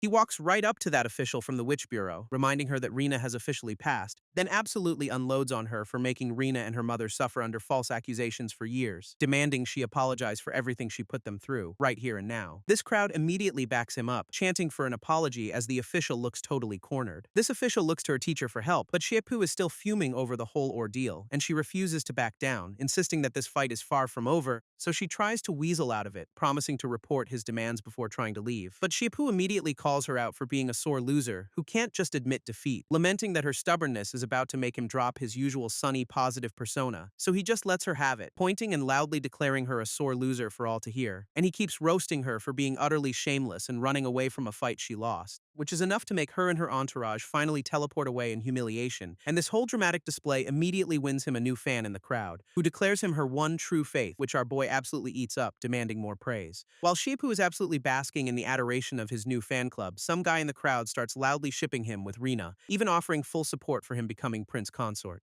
Our boy is completely baffled how they know about all the hugging and comforting, until one of Rina's maids explains the entire trial was basically a live broadcast for the whole country to watch. Shipu is horrified to learn he was on camera, complaining he would have put on a much better show if he'd known, which just gets the crowd even more hyped as they start asking when the wedding is. And soon the whole room is chanting about marriage while Rina and Shipu just stand there mortified. Later on, Shipu is just trying to process how his master plan to clear Rina's name ended with the entire nation shipping them. He thinks back to their more intimate moments during the trial, which obviously didn't help his case, leading to an awkward silence between him and Rina as she quietly starts to say his name. After all that public shipping, things are now incredibly awkward between Shipu and Rina, who can barely manage a shy good morning while blushing up a storm, and our boy just stammers the same thing back, completely flustered by the whole situation. Turns out he's been hiding in his workshop for days because they can't even look at each other anymore, so he's been distracting himself by studying that red gem they snagged before leaving the trial, noticing its patterns are almost identical to the magic array on the floating island, which gives him the brilliant idea to build his own floating airship if he can crack the code. But his moment of genius is interrupted by two girls showing up for a class he never scheduled. He quickly pockets the gem and turns to see what's going on with his new visitors, and they happily explain that since he's famous now, everyone wants to come study with him. His new fans show up with a pile of gold, begging to become his students, and our boy, who loves nothing more than studying, immediately agrees to the very generous tuition fee. But his new students are more interested in the gossip, immediately asking for his wedding date with Rina, which they swear isn't gossip. They just need to know so they can prepare wedding gifts in advance. Shepoo is completely blindsided by this news, having no idea about any wedding plans, which sends him into a full-blown panic spiral, imagining himself marrying Rina without his consent. Later, he's getting even worse news, learning that Rina is in danger of losing her title as a lord, because her territory has been suffering from poor harvests and failing to meet tax requirements for years. He's horrified, realizing he completely underestimated how much trouble she's actually in, as it's revealed that Lady Ruby's mismanagement has left Rina with an impossible 9-month deadline to fix everything. With the public drama over, Shiepu decides it's time to get to work, telling Rina to follow him, but his wrist is suddenly grabbed from behind, stopping him dead in his tracks. And it's Princess Xia, who warns him not to get any funny ideas about her. He's just confused about why she's even here, but she finds his reaction pretty amusing, explaining the others left to investigate the trial's final area while she's here on the Queen's orders, tasked with making sure Rina actually fixes her territory's problems, which creates a very awkward silence. Shiepu breaks the tension by declaring himself the new Minister of Science, mentioning he needs a salary to find a wife, though he quickly pivots back to business, saying the priority is fixing Rina's agricultural crisis. Inside, one of Rina's maids reveals the problem isn't a drought, but that the farmland itself is degrading. She points to a map explaining a place called Emerald Town once produced over half their entire crop yield. This maid clarifies that Emerald Town's farmland has been dead for years, suspecting Shiepu knows why but can't fix it,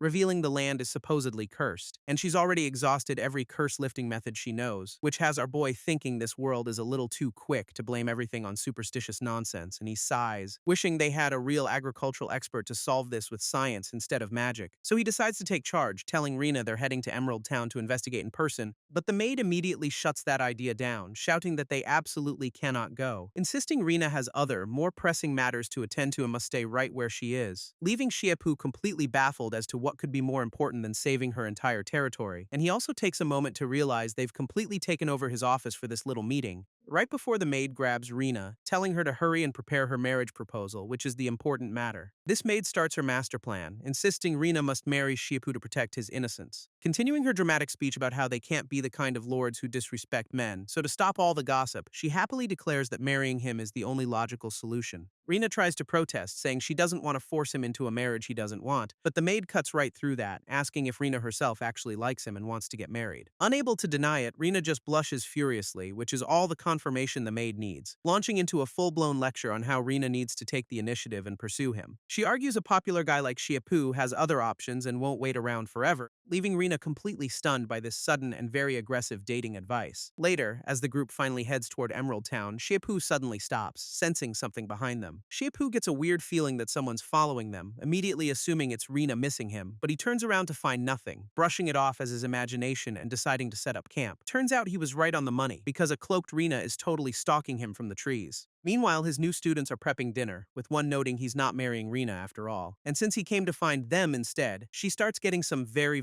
wrong ideas. This pink-haired girl is now convinced Shiepu is secretly into her, just using her friend as a cover, so naturally she decides it's time to be proactive and make a move of her own. At that exact moment, Shiepu is just complaining about how broke this territory is, forcing them to camp outside. But his rant is cut short when the girl calls his name, ready to shoot her shot, and she presents him with a bouquet of flowers as her grand romantic gesture. Shiepu is surprisingly touched by the gesture, absolutely gushing over the pretty flowers, which a hidden Rina takes note of, deciding she can totally one-up this girl's bouquet. But her friend immediately yanks her cheek, not at all impressed with her little romantic play, and Shiepu chimes in, reminding her they're here for science, not to hit on the teacher. This friend tries to explain that Shiepu isn't a normal guy who falls for this stuff, but the girl is inconsolable. Later that night, Shiepu tries to block out all the noise from his students, instead just lying in his tent thinking about how adorable Rina is, even when she's just talking. This camp settles down for the night as everyone finally gets some rest, but when he wakes up he finds a brand new bouquet of roses waiting for him, and stepping outside he sees the pink-haired girl is back for round 2 of her master plan. She starts spinning a whole fantasy that he left the flowers to get her attention, getting way too close for comfort, so he just grabs her wrist and yells for Rina to come out and handle her harassing subject, and a very busted Rina steps out from the trees, shocked he knew she was stalking them the whole time. He explains he only knew for sure it was her when he saw the flowers, since only she would do something so sweet, which is enough for the other student to tell her friend to give up, leaving the poor girl absolutely heartbroken. After that little drama, the group finally arrives at Emerald Town, with Rina explaining its agricultural history, talking about how the place used to be a farming powerhouse thanks to its special soil and irrigation system. She fondly remembers coming here with her mother during the beautiful harvest season, but the locals look anything but happy, and they come face to face with the gaunt, exhausted-looking villagers, who just stare at them in silence, until they suddenly scream and run for their lives, leaving our boy completely baffled by the reaction. Shepoo finds it ironic the villagers are staring like they've seen a ghost, given their own gaunt appearance, but instead of attacking, the villagers suddenly hoist a small person into the air like some kind of offering, and they all drop to their knees, begging Rina and Shiepu to save their town. Our boy figures they know him from the trial, but he's baffled why they're offering him a child, until he realizes their sudden burst of energy is simply because their beloved Rina has finally returned. This offering is actually the town's mayor, who rushes over to hug Rina after 9 long years, and a very concerned Rina immediately asks her what on earth happened to Emerald Town. This mayor, Lin, explains it all started with the appearance of a plague magic beast, which cursed the land, making the crops poisonous and infecting anyone who ate them. So now the whole town is afflicted and ostracized, leaving the mayor feeling helpless as they all slowly waste away. Jiepu inspects the polluted water, immediately dismissing the whole curse theory as total nonsense, and he scoops up Rina's pet, only for the mayor to tell him to shut his mouth since he knows nothing about curses, which has our boy seriously annoyed, wondering why she's so hostile when she's all smiles for Rina, so the mayor smugly suggests they just let Rina interrogate the land to get the real story. And while Shepoo is baffled by the idea of questioning dirt, Rina takes his hand, saying it's actually simple, explaining her plan is to just blast the soil with super hot flames while a student adds a special powder. But the mixture erupts into a cloud of pink smoke that smells absolutely awful, and Rina quickly realizes her flames are being resisted by some unknown force within the soil. Then the foul smoke suddenly turns a beautiful purple, completely captivating the student who caused it, but Shiepu panics, yelling for wind magic to blow it away before everyone inhales it and goes crazy. This student who caused the explosion is now panicking about getting poisoned herself, but as the smoke clears, they notice something new has appeared in the soil sample, and Jiepu triumphantly declares his little interrogation of the dirt is complete, revealing the land isn't cursed at all, it's just polluted with heavy metals, specifically identifying iron and manganese as the culprits behind the town's problems. But the mayor is completely unimpressed, telling him to stop using fancy words to sound smart. So our boy gets annoyed and has to explain it like he's talking to a child, which she just brushes off, saying poison and curses are basically the same thing anyway. But Shiepu insists there's a huge difference, because he actually knows how to fix this one, and his students are immediately back to fawning over how brilliant their teacher is. This mayor immediately starts grilling Shiepu about his husbandly virtues, clearly not impressed with Rina's choice, and while he tries to focus on the plan, she reminds him she's here to ensure they actually meet their targets. Shiepu lays out the grim numbers, explaining that even a full recovery for Emerald Town won't be nearly enough, so the mayor smugly tells him he might as well give up now, calling him her little pet. But our boy reveals his ace in the hole. Emerald Town can plant 3 seasons a year, which should just cover the deficit. When she scoffs at the idea, he snaps and calls her an old thing, even bonking her on the head for her attitude. Rina immediately jumps in to defend her Minister of Science, telling the mayor not to hurt him, and Shiepu is so touched by her loyalty that he gently takes her hand, which completely catches Rina off guard while the mayor just fumes in the background. But Lin shuts his plan down hard, calling his math an idiot's daydream, since the biggest harvest season is already over. Shiepu confidently tells the mayor to just sit back and watch him turn this daydream into reality, sealing the deal with a handshake as his students cheer them on for saving the town. And later, Rina's pink-haired maid announces she's already arranged all their accommodations, which has our boy praising her efficiency, saying he needs more capable people on his team, though he immediately gets a big head about it, bragging that this family would fall apart without him. So naturally, the maid uses this as another chance to push Rina, whispering about all his other admirers, asking if she'll really wait until he marries someone else, which gets Rina to finally speak up. But Shiepu overhears her and is just completely overwhelmed by how cute she is in that moment, leaving Rina totally confused by his sudden blushing, having no idea what just happened, so he quickly tries to play it cool, changing the subject to a task he needs her help with. Back in his office, Shiepu is presented with a soil remediation plan. This plan details a closed-loop system using earthworms, plants, and microorganisms. It's explained that this plan needs to be executed by the lord of the territory. Shiepu recognizes the plants mentioned in the plan, like sunflowers. He confidently states he knows them, as he's familiar with these plants. One of the students asks, "What is this?" Looking at a diagram of an earthworm, Shiepu patiently explains it's an earthworm, normal for someone who hasn't farmed to not know. Another student claims familiarity with the soil, noting there aren't many earthworms. This other students chime in, admitting they haven't seen this kind of thing either.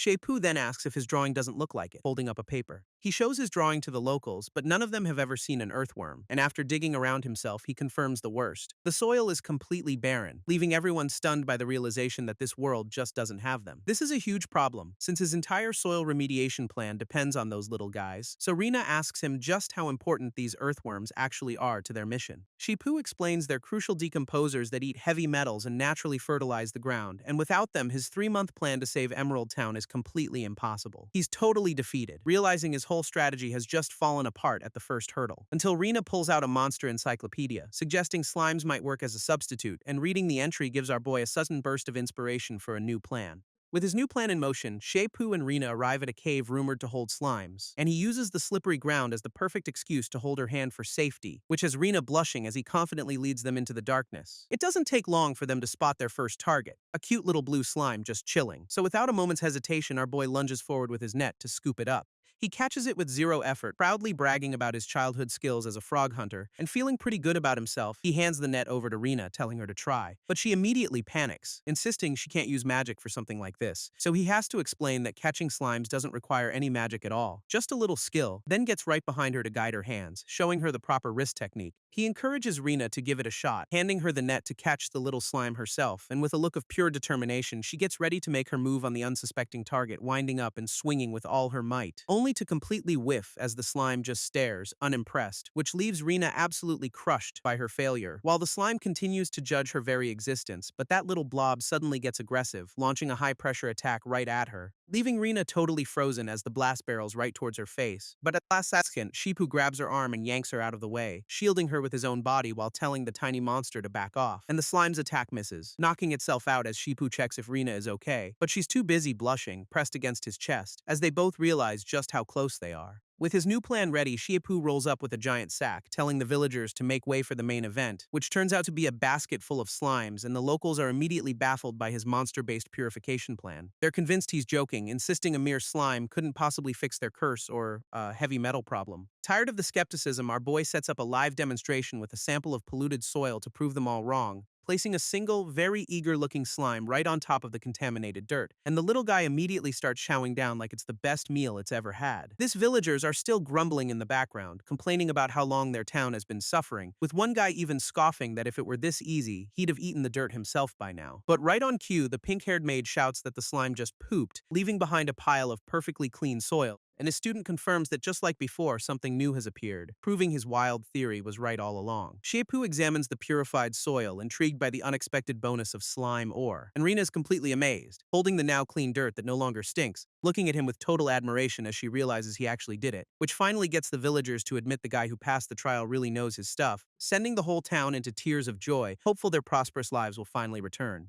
With his Slime for Earthworms substitution plan officially proven a success, Shei-pu confidently writes up the final report, declaring the land will be ready for planting in 3 months, which sends his pink-haired student into a full-on fangirl moment, calling him a god and tackling him with a hug, leaving our boy completely flustered by the sudden affection while Rina just watches from the side, and it looks like someone's a little jealous as she blushes and looks away from the scene. While his student is still hugging him, Shei-pu and Rina share a quiet hand-holding moment, and the student makes sure to give Rina full credit for the brilliant slime substitution idea, which only makes the whole situation even more blush-worthy for the flustered Rina. As they're being praised, Shei-pu leads Rina towards the door to discuss the next steps, only to be met by a new blonde girl who reveals she's the one who lent Rina the monster encyclopedia. And it turns out she knew about their slime-based plan the entire time. This pink-haired maid proudly explains the genius of Shei-pu's ecological restoration project, but the blonde girl, Caroline, immediately shuts it down with some hard math. They don't have enough slimes to finish in 3 months. So the maid suggests they just go catch more from a neighboring territory where slimes are plentiful and unwanted, which is when a spy from that exact territory pops up, absolutely livid at their plan to steal local resources. That spy immediately decides to rush back and report this brilliant plan to his own boss, arriving at the Grand Hovoga Lord's castle to deliver the urgent news. But his lord is in the middle of a relaxing bath and is not at all happy to be disturbed, so he quickly explains their neighbors are planning to use slimes to purify their land, which the Lord Esther finds hilarious since her territory is literally overflowing with the useless things. And her subordinate confirms that's exactly why they're planning a little cross-border slime napping trip, which sends Esther into a complete rage at the thought of someone stealing her property. She furiously declares that every last speck of dust in her domain belongs to her and her alone, and the spy eagerly fuels the fire, claiming they'll be stealing the whole territory next. So Esther agrees they must be stopped, because having strong neighbors is just bad for her health. Fresh out of the bath, Esther immediately gets down to business, ordering her subordinate to rush to the border towns and buy up every last slime they can find. Her guy is a little confused, asking why they'd spend money on something their rival needs, which earns him a sharp tug, and a stupid for not seeing the bigger picture. She explains that since slimes are worthless, offering cash will get their own citizens to catch them all, creating an artificial shortage so they can sell them back to Caroline's territory at a massive markup. Of course, she can't use tax money for this, or her people would think she's lost her mind, so she hands over the key to her private funds to finance the whole brilliant petty operation. Her subordinate is so inspired by her genius that he even offers to chip in his own savings, and Esther immediately bonks him on the head for even suggesting such a thing. Esther's brilliant petty plan is officially a go, as she orders her guy to buy every last slime in the territory. And meanwhile, a new character, Princess Xia, has decided to stick around Caroline's domain after the trial, wondering if this place actually has anything interesting enough to hold her attention for long. Back with our crew, Shipu and his students arrive at the neighboring land, ready for an easy day of slime hunting, marching into the wilderness with their nets, fully expecting to be swimming in slimes within minutes. And our boy is practically vibrating with excitement, since this place is supposed to be overflowing with them. But the entire area is completely suspiciously barren of any monster life whatsoever, leaving him totally baffled as to why he can't find a single one of the promised slimes. They quickly run into a local who's also hunting, and he reveals he's been camping out all day for just one, which he now offers to sell them, confirming that the once worthless slimes have become a hot commodity. This local hunter confirms that all the slimes have already been snatched up by other buyers, and his pink-haired student, completely missing the point, celebrates that they can just buy them instead of working. Shiepu immediately grabs her hand to shut down that brilliant idea before it goes any further. He has to spell it out for them that someone is clearly trying to corner the market and jack up the prices. This team realizes they're screwed, since without the slimes, their whole land purification plan is toast. Back in Emerald Town, Shipu explains he's already gathered every slime they could find locally. But even with their entire local supply, it's nowhere near enough to finish up the job on schedule. Just as he's stressing out, Princess Xia pokes him in the back to get his attention, revealing she knows he's been trying to figure out how to increase their slime population. She then announces she has an idea, touching his forehead to seemingly transfer the solution directly into his brain. This solution she transfers is simple: a single slime getting zapped by a bit of energy, which Princess Xia explains doesn't kill them but actually forces them to split into two. Rina immediately puts the pieces together, realizing the massive potential of this little trick, and asks if they can use this splitting ability to solve their slime shortage problem for good. Shiepu is hit with a bolt of pure genius, realizing they can just farm slimes this way. He's so overjoyed by her brilliant idea that he pulls Rina into a massive, thankful hug, leading to a very close and blush-filled moment between the two of them right there. He gently holds her, telling her she can finally rest easy now that she's saved the day. But their students are watching the entire romantic display unfold from the doorway, with the pink-haired maid commenting on how refreshingly proactive guys from other worlds are. Their romantic moment is immediately cut short by a very pointed cough from the doorway, and the two of them jump apart, blushing furiously as they try to play it cool. This pink-haired maid then reveals she knows a much simpler way to multiply slimes: just cut them up, before demonstrating her rather aggressive technique with way too much enthusiasm. And just like that, two slimes become a whole army of tiny ones, which she proudly presents. Everyone else is completely disturbed by her methods, but she just calls Shiepu out for his double standards. Our boy, however, is just thrilled that they've officially solved their slime shortage problem for good. But as he looks at the tiny army, he realizes that while they have the numbers, there's still one more issue to tackle. Meanwhile, the rival Lord Esther is just chilling with her own collection of slimes, enjoying a nice cup of tea, when her peaceful afternoon is ruined by her subordinate bursting in, screaming that the sky is falling. He frantically reports that their plan is ruined, but Esther is way more concerned with her interrupted tea time, finally revealing that their rivals are now artificially breeding slimes, making her entire scheme obsolete, which hits her like a truck as she realizes her massive hoard of slimes is now completely worthless.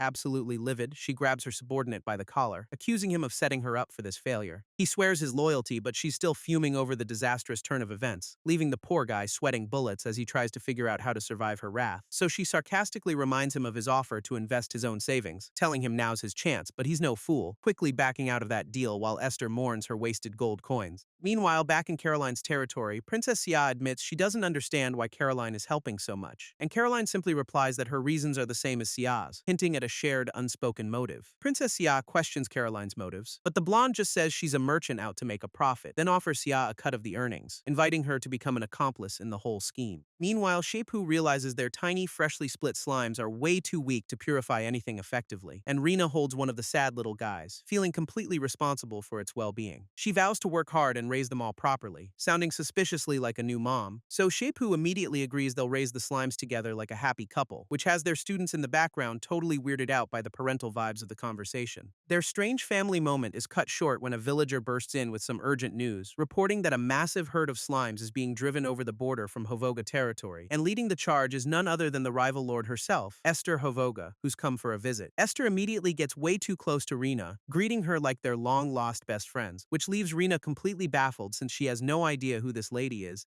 and Caroline is quick to point out that, yeah, they've literally never met before. Esther just plays it off, claiming she's simply a huge fan of Rina's work, but then she turns her attention to Shipu, admitting she's far more interested in him, getting uncomfortably handsy, and leaving our boy wondering if every woman here is this forward. His pink-haired student is in the background having a full-blown jealous meltdown over the new competition, while Shipu awkwardly tries to maintain some semblance of politeness through the whole ordeal, though he looks like he's secretly enjoying the attention just a little bit. Finally, Esther gets to the point, revealing she knows all about their little slime shortage. Esther explains she heard about their drought and graciously brought them a whole bunch of slimes, which has Shiapu immediately suspicious about how she conveniently heard about their very specific problem. But she just lays it on thick, claiming she nearly went bankrupt buying them all just to help out. And as she's about to make her big dramatic offer to save their territory, Shiapu politely cuts her off, revealing they don't need them anymore since they can now multiply their own, thanking her for the kind gesture but making it clear her entire scheme is now obsolete. And he even twists the knife by saying they couldn't possibly accept them for free after she spent so much, while Rina chimes in that Esther will have to find someone else to raise her massive slime collection, leaving Esther absolutely fuming on the inside but maintaining a very strained smile. And she quickly sizes up Shiapu, deciding he's the one she needs to deal with to get what she wants. Esther tries to save face, claiming she only bought all those slimes to be a good neighbor, even threatening to just release them into the wild if they don't accept her generous offer. So Shiapu plays along with her little act and reluctantly agrees to take them off her hands. But then he leans in with a new problem. Their freshly split slimes are too weak to purify anything, proposing that since she's so helpful, maybe she could raise their baby slimes in her perfect territory for them. And trapped by her own fake kindness, Esther is forced to agree through a very strained smile. So with the deal struck, she makes a hasty exit while Shiapu cheerfully waves her off, explaining to his crew the moment she's gone that her real plan was to rip them off from the start, and he smugly adds that since she tried to scam them, they had to teach her a lesson, while a furious Esther stomps away, calling the summoned beast a total schemer. Esther's subordinate is still fuming, complaining that Shiapu shamelessly tricked them into raising his slimes for free, but she calmly points out that, to be fair, they did kind of force the whole situation on him first, which has her guy wondering if she's lost her mind now that her private funds are completely drained. But Esther reveals she's just going to get the second princess to reimburse her for the entire operation. Turns out, she learned from a farmer that while slimes purify the land, they also strip it of all nutrients. So by giving them a massive supply, she's actually ensuring they completely ruin their own territory's soil. Her subordinate finally gets it. The second princess will gladly pay to sabotage Caroline's land and weaken a political rival, and with her master plan revealed, Esther's attention turns back to Shiapu, admitting he's incredibly smart, even musing about how great it would be if she could somehow make him her own summoned beast. Meanwhile, at the Fano Chamber of Commerce, Caroline is giving some very clear instructions to her own aide, Merida. Turns out Caroline has a sister, Cecily Ann, who also happens to be the aide to the first princess, and she's here to tell Caroline to stop making waves and fall back in line with the family's interests. At that moment, Caroline receives an invitation from Rina, sensing a political storm is on the horizon, which cuts to Shiapu and Rina waiting for her in the middle of their newly acquired slime army. And just as he's wondering if she'll accept, her aide Merida confirms their guest has already arrived. Caroline steps out of her carriage, immediately noticing that Emerald Town is up to something big, and greets Merida, confirming she's the president of the Fano Chamber of Commerce they were waiting for. She wastes no time, correctly guessing they invited her to get her support on the upcoming tax issue, then immediately gets down to business, asking what price they're willing to pay for her help. So Shiapu cuts right to the chase, offering to sell her his liquid nitrogen technology, realizing she's just here for a bargain. Caroline's aide, Merida, is completely unimpressed with his offer, saying she already has plenty of water witches to make it rain, and she bluntly tells him she overestimated his proposal before turning to leave, which has Princess Xiao looking on worriedly as their potential deal starts to fall apart. But Shiapu calmly tells Merida she's free to go, adding a little warning that she'll definitely regret it later. He lays it out for her. Walking away now means losing a massive opportunity and letting her competitors get ahead. Our boy is looking incredibly confident, knowing he's holding all the cards in this negotiation. Meanwhile, back in town, a crowd is gathering around some strange new contraption, wondering what on earth it is. So his pink-haired student proudly announces it's a rainmaking machine personally designed by the great Lord Shipu. This gets everyone super excited, and they all rush in for a closer look at the new invention, but one woman inspects it and points out there's no magical energy coming from it, realizing it's not a magic tool at all. This locals are completely in awe of Xiaopu's non-magical rainmaking machine, and his pink-haired student is busy hyping him up, claiming his wisdom surpasses even a top-tier witch. One of the women, however, points out the obvious question, why do they even need to make rain? So another student clarifies the machine isn't for rain, but for creating something called nitrogen fertilizer. This reveal shocks everyone, since creating a bumper harvest sounds like the power of a literal goddess. This pink-haired girl tries her best to explain the science, saying they just need to convert nitrogen gas, but the crowd completely mishears her and gets hilariously confused about something called egg gas. She immediately starts sweating, realizing she has no idea how to explain it any further, right as Xiepu himself steps in to rescue her from the awkward situation, beginning a proper lessons by explaining that nitrogen is an invisible gas that's all around them. Xiepu begins his masterclass on modern chemistry, with Rina looking on completely captivated, getting her to use lightning magic to perform electrolysis on water, creating pure hydrogen gas, and after a quick demonstration of its flammability, he gets down to the real science, explaining the need to purify the gas before the next step in his grand plan, which involves writing out the chemical formula for synthesizing ammonia on a chalkboard,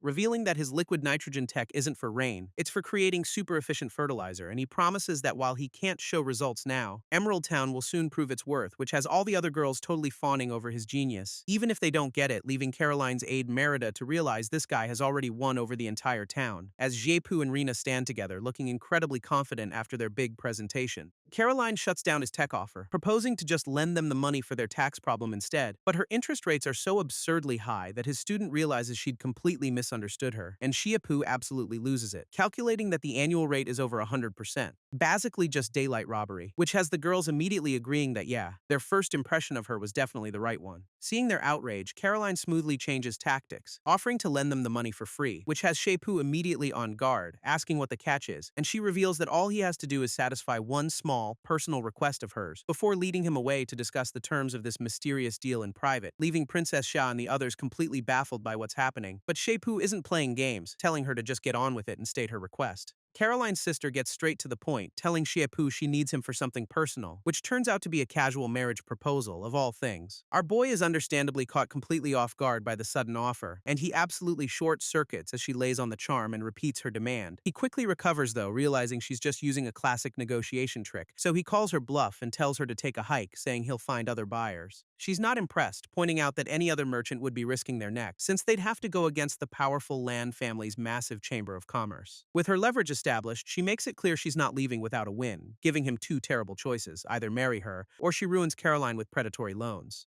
Shi-Pu asks if she's threatening him, but Marita just clarifies she's a merchant who never makes a losing deal, staring him down to make it absolutely clear she's dead serious about her terms. Turns out her whole strategy comes from Caroline's sister, who's pulling the political strings from the capital, revealing a plan for Marita to loan Rina the money, which would ultimately benefit Caroline's own position. This real family goal, however, is to ensure Rina eventually loses Caroline's backing, weakening a political rival. Back in the present, Merida insists her predatory offer is actually a friendly price considering the risks involved, but Xiaopu calls her bluff, pointing out that Caroline's territory is the one that's truly desperate for cash. He gives her a 3-day deadline, confidently betting she'll be the one changing her mind by then. Meanwhile, Princess Xia is trying her best to eavesdrop on their private meeting, with absolutely no luck, and just as she complains, the door swings open and she crashes right into a completely shell-shocked Xiaopu. Xiaopu is less than thrilled to find Princess Xia was eavesdropping on his entire private meeting, who is now absolutely dying to know what kind of shady request required kicking everyone out, and she immediately guesses Merida wants to buy him as a husband to get her family off her back, which hits a little too close to home, leaving our boy completely speechless for a moment, so he shuts down her surprisingly accurate gossip with a quick bonk on the head, then tells his students to get Merida's group settled while Princess Xia gets dragged away protesting. But Rina grabs his sleeve, seriously telling him he can't just sell himself to solve their problems, even offering up a precious keepsake from her late mother if they're that desperate for cash. So Xiaopu gently reassures her, promising that none of that nonsense is going to happen, and confidently declares that in 3 days, Merida will be the one begging to lend them money. He quickly reassures Rina that she's just as important as Caroline, promising he won't be sold, and with his mind made up, Xiaopu clenches his fist, ready to execute his own plan, asking his students if they're ready to become goddesses of the harvest by making their own fertilizer. Meanwhile, a mysterious woman with glasses is recapping his every move from a distant castle, and it turns out she's reporting to the third princess, who's trading this intel for clues. This princess claims she's only sharing this information to show proper respect for her master, explaining away her previous actions as an unavoidable part of being a royal. In return, her master reveals their investigation is somehow tied to an ancient war, but then questions why the princess is so obsessed with a failing territory, attracting her sister's suspicion. This third princess just smiles, finding the drama in a backwater town far more entertaining than the throne. This third princess's master offers to smooth things over with the other royals on her behalf, and the princess gratefully accepts her help in navigating the political minefield ahead. This intel gets passed to the second princess, Yvette, whose aide asks for her take on the situation, but she just dismisses it with a chess metaphor, saying you need pieces to even enter the game, and she's convinced her sister is too passive to make a real move, calling the whole idea foolish. Her aide agrees, and they both write off the entire situation as them just overthinking things. Meanwhile, back in Emerald Town, Shei-Pu is cooking up something devious in a giant pot, cackling about how in 3 days all the witches will be desperate for what he's making. He's got his whole crew helping him extract sunflower seed oil, with Rina watching intently. Though his other students are already paying the price, their hands completely swollen from shelling seeds. Shi-Pu reveals his master plan to make money as a brand new invention he calls body wash, and he's absolutely certain this will get Merida to open her wallet, much to his students' disgust, who points out that nobody in their right mind would pay to smear that sticky goop on themselves, but he just calmly ignores her protests and starts packaging his product with a smirk. Their scheming is cut short when a guard announces the Lord of Hovoga has arrived for another visit, leaving Shie-Pu completely baffled as to why this neighboring lord keeps showing up unannounced. We cut to their guests, where a blue-haired woman is asking about their special slime ore, though she's clearly not impressed, muttering to herself that the whole town stinks of poverty. Her companion, a witch with glasses, is completely ignoring her, fascinated by a chemical reaction in a beaker, and the blue-haired lord just rolls her eyes, knowing her alchemy-obsessed friend zones out for anything new. This blue-haired lord, Esther, tries to get her companion's attention, who's completely ignoring her for science, right as a guard announces their arrival to Shie-Pu and the rest of the group, who all step out to see what the neighboring lord wants this time. And Esther immediately gets friendly with Rina, saying she's come to ask for a favor, which has Shie-Pu and his students immediately on guard, knowing she's up to something, so she starts complaining that her territory is just too perfect and her people are too happy. A real tragedy, claiming she was shocked by their slime purification tech. Though one student remembers she looked bored, so she proposes a technical exchange to learn their agricultural secrets while her land fosters their slimes,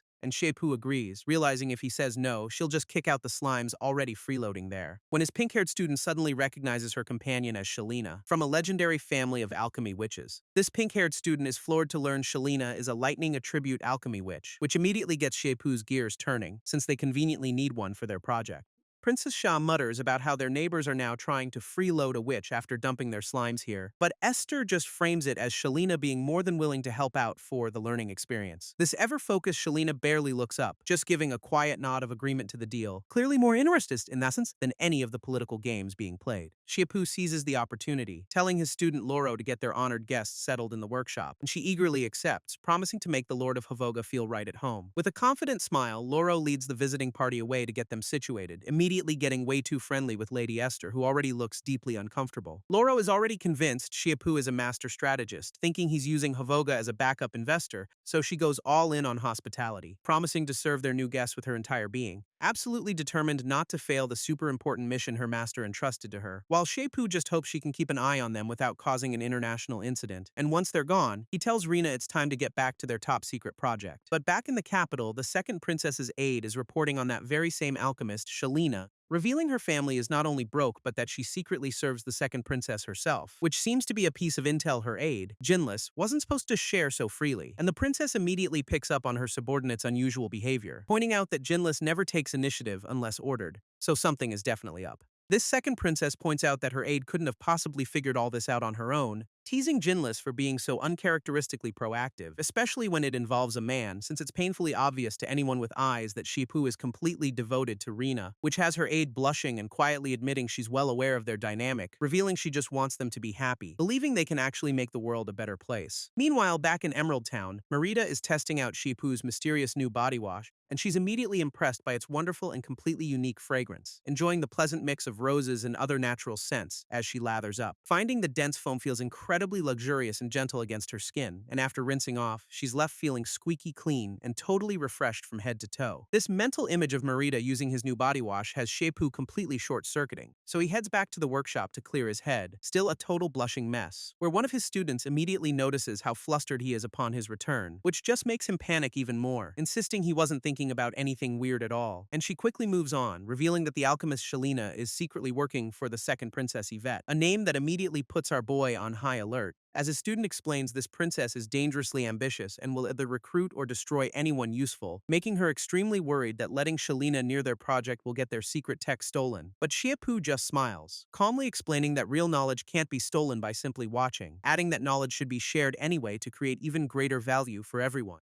He's less worried about tech theft and more about direct sabotage against Caroline's agricultural goals. Right as two new visitors arrive, turns out it's a blue-haired noble and her aide, who are both completely floored by the sight of Emerald Town's thriving fields. This noble lady can't believe her eyes, wondering how this supposedly cursed land is suddenly so full of life. Her aide, Lin, calls the site beautiful and gives all the credit to Xiapu for making it happen. She confidently declares that, as long as he's around, no one can destroy what they've built here. This noble lady takes that as a personal jab, surprised that Lin, who supposedly hated him, is now his biggest fan. Lin points out that even the merchant Merida is impressed and has been in town for days looking to partner with Caroline. This news piques the noble's interest, though she's suspicious since Merida's family backs the first princess. Deciding she's seen enough for one day, the noble heads off to rest, leaving Lin to continue her work. Meanwhile, back in the lab, Shipu is showing off his latest experiment, using lightning magic on water to produce gas. This alchemist Shalina immediately calls him out, saying his science just treats witches like consumable batteries, so he challenges her right back, asking how her family would solve the problem of needing a witch for everything. And in response, she silently picks up a simple clay pot, pouring in some chemicals while explaining that relying only on witches is a massive bottleneck for progress. She then reveals her own research, a device that can replicate lightning magic without needing a witch at all, which has Xiapu internally freaking out, realizing she independently invented a Baghdad battery from scratch. He agrees that witches are basically just humanoid power sources here, then grabs her hand to show her something better, revealing his own invention, a voltaic pile, which creates a far more stable and continuous current. And Shalina is completely blown away by this new concept of a steady electric current, which is all it takes to get her completely hooked, diving headfirst into all the new research he's got lined up. With Shalina completely lost in her own world of science, Shipu realizes she's not hearing a word, so he just leaves the alchemist to her research, turning his attention to his next big plan, which is finally getting ready to pitch his new body wash to the merchant, Merida. He finds Rina first, who immediately notices the product's scent on him, making him blush hard, and the mood gets a little tense as she blushes right back, clearly feeling the moment, deciding it's time for a summoned beast to give her master a proper reward for his hard work. So she leans in close while a flustered but happy Xiapu just pats her on the head. Naturally, their wholesome moment is immediately shattered when Loro bursts through the door, complaining that the Lord of Hovoga is impossibly high maintenance and demands baths twice a day, and she's already exhausted from fetching hot water, with another round due first thing in the morning. Shipu dryly notes that their guest has a serious case of princess syndrome, a comment that goes right over Loro's head, so he tells her she doesn't have to fetch bathwater for Esther tomorrow, making her tear up with gratitude, only to clarify she'll be preparing a bath for Rina instead, completely crushing her spirit in an instant. Meanwhile, Esther is scheming in her room, convinced Caroline is completely worthless without Shipu, and she's certain a smart guy like him will choose her for the wealth and power she can offer. So she immediately gets to work writing a very forward letter to try and win him over. This next day, she's already complaining about how this poor territory can't even handle her twice-a-day bath schedule, vowing to win over Xiapu just so she can finally leave this hellhole behind for good. Right as her aide announces that he and his group have arrived for their meeting, and with a confident smirk, Esther decides it's time to show him what a real noble looks like. Esther shows up looking confident, ready to put her plan to steal Xiapu into motion. But it's Rina who greets her, revealing she's the one who read that invitation Esther sent. And to really mess with her, Rina grabs her hand and asks if she wants to take a bath together, which has Esther completely stunned, wondering what kind of wild plot twist she's just walked into. Meanwhile, Shipu is finally pitching his new product line to the merchant Merida, introducing her to his brand new invention, a special body wash he made himself. Back at the bath, Loro is giving Esther and Rina the full sales pitch on how it's made, even showing off the special pump that turns the liquid into a rich, dense foam. But after hearing it costs a fortune, Esther is skeptical that it's really worth the hype, so Rina offers her some of the foam, asking if she wants to give it a try.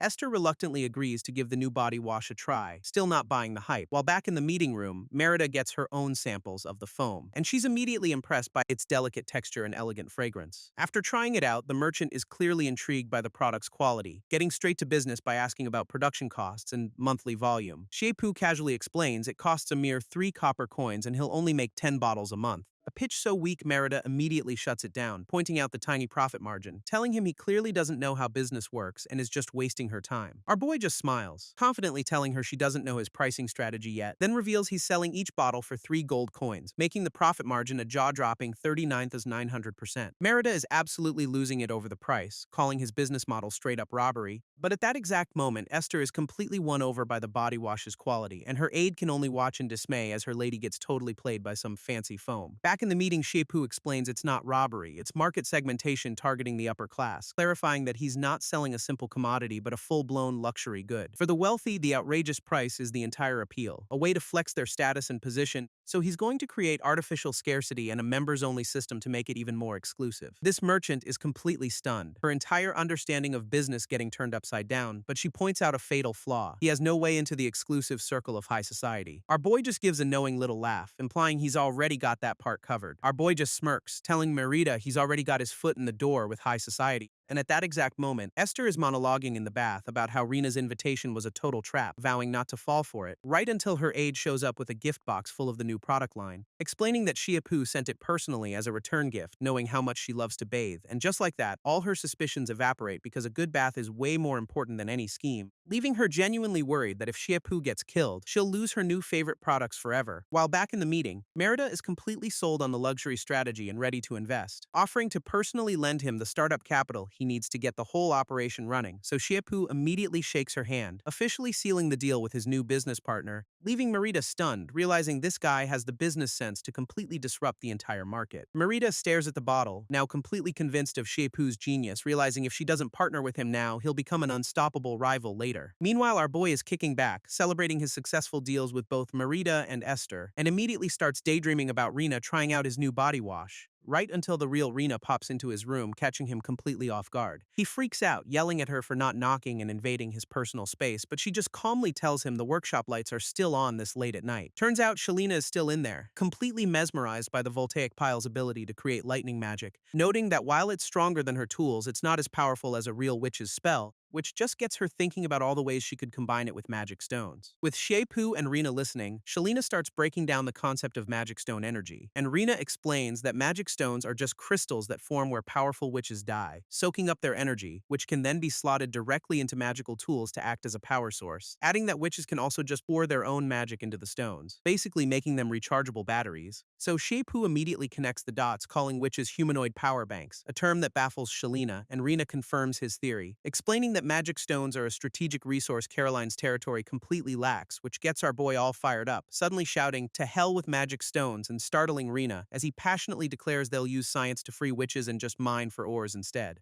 getting super excited about how no one else values ore, meaning they'll have the resources all to themselves, until Shalina cuts him off, bluntly asking what ores have to do with magic stones in the first place. Meanwhile, at a fancy mansion, a noble lady named Yvette admits she only cares about magic stones, convinced that the ruins of an ancient battlefield must be absolutely packed with them, and she's annoyed that some big flashy spell basically put the location on blast for everyone, with her companion confirming that the news spread way too fast because of it. Now what was once just a legend has turned into a full-blown treasure hunt for the stones, while back in the lab, Shiepu explains that ores can release massive energy through science, passionately declaring them the greatest treasure on Earth as he pictures a cave full of crystals, envisioning a future where they can power entire cities and light up the world, allowing people to communicate instantly from anywhere with personal devices, and ultimately make all their dreams a reality through incredible new technology. After all his passionate talk, Shalina is clearly fading, letting out a massive yawn, so Shiepu decides to skip the lecture and give her a practical demonstration instead, firing up an alcohol lamp to get his next big experiment started right away. He asks if she's awake now, grabbing his voltaic pile to really blow her mind, declaring they're about to use science to light up the darkness once and for all, then hands her a strange coil with 2 wires, telling her to hold both ends. She's completely baffled but follows his instructions, holding the device steady, and in an instant, the filament inside bursts into a brilliant, steady glow, leaving her totally stunned, realizing he just replicated an expensive magic stone lamp. He explains that with ores, they can bring electric lights to every home, finally ending their reliance on magic. Shiepu explains he was about to survey the territory's ore reserves all by himself, but now that he's found a fellow scientist, he asks Shalina if she'll lead the investigation instead, which has her a bit suspicious, pointing out they've only met twice and she's from a rival land, so she's understandably confused why he'd trust her with such a critical task. Our boy just says that anyone who genuinely loves exploring the truth is worthy of his trust, and Rena immediately chimes in, adding that if Shiepu trusts someone, then so does she, leaving Shalina stunned by how freely he shares his knowledge when most mages guard their secrets. But her thoughts are cut short when a magical communication orb suddenly activates behind her. It's a noble lady named Yvette, who says she called because Esther mentioned Shalina hadn't returned, and the unexpected contact from her other sister has Shalina looking incredibly tense. Yvette's morning is already off to a rough start, demanding to know why her maid Loro hasn't brought her bathwater, and her aide points out some kids outside who are loudly announcing that Loro has officially gone on strike, which doesn't make any sense to them since everyone knows Loro is completely obsessed with Lord Jiapu,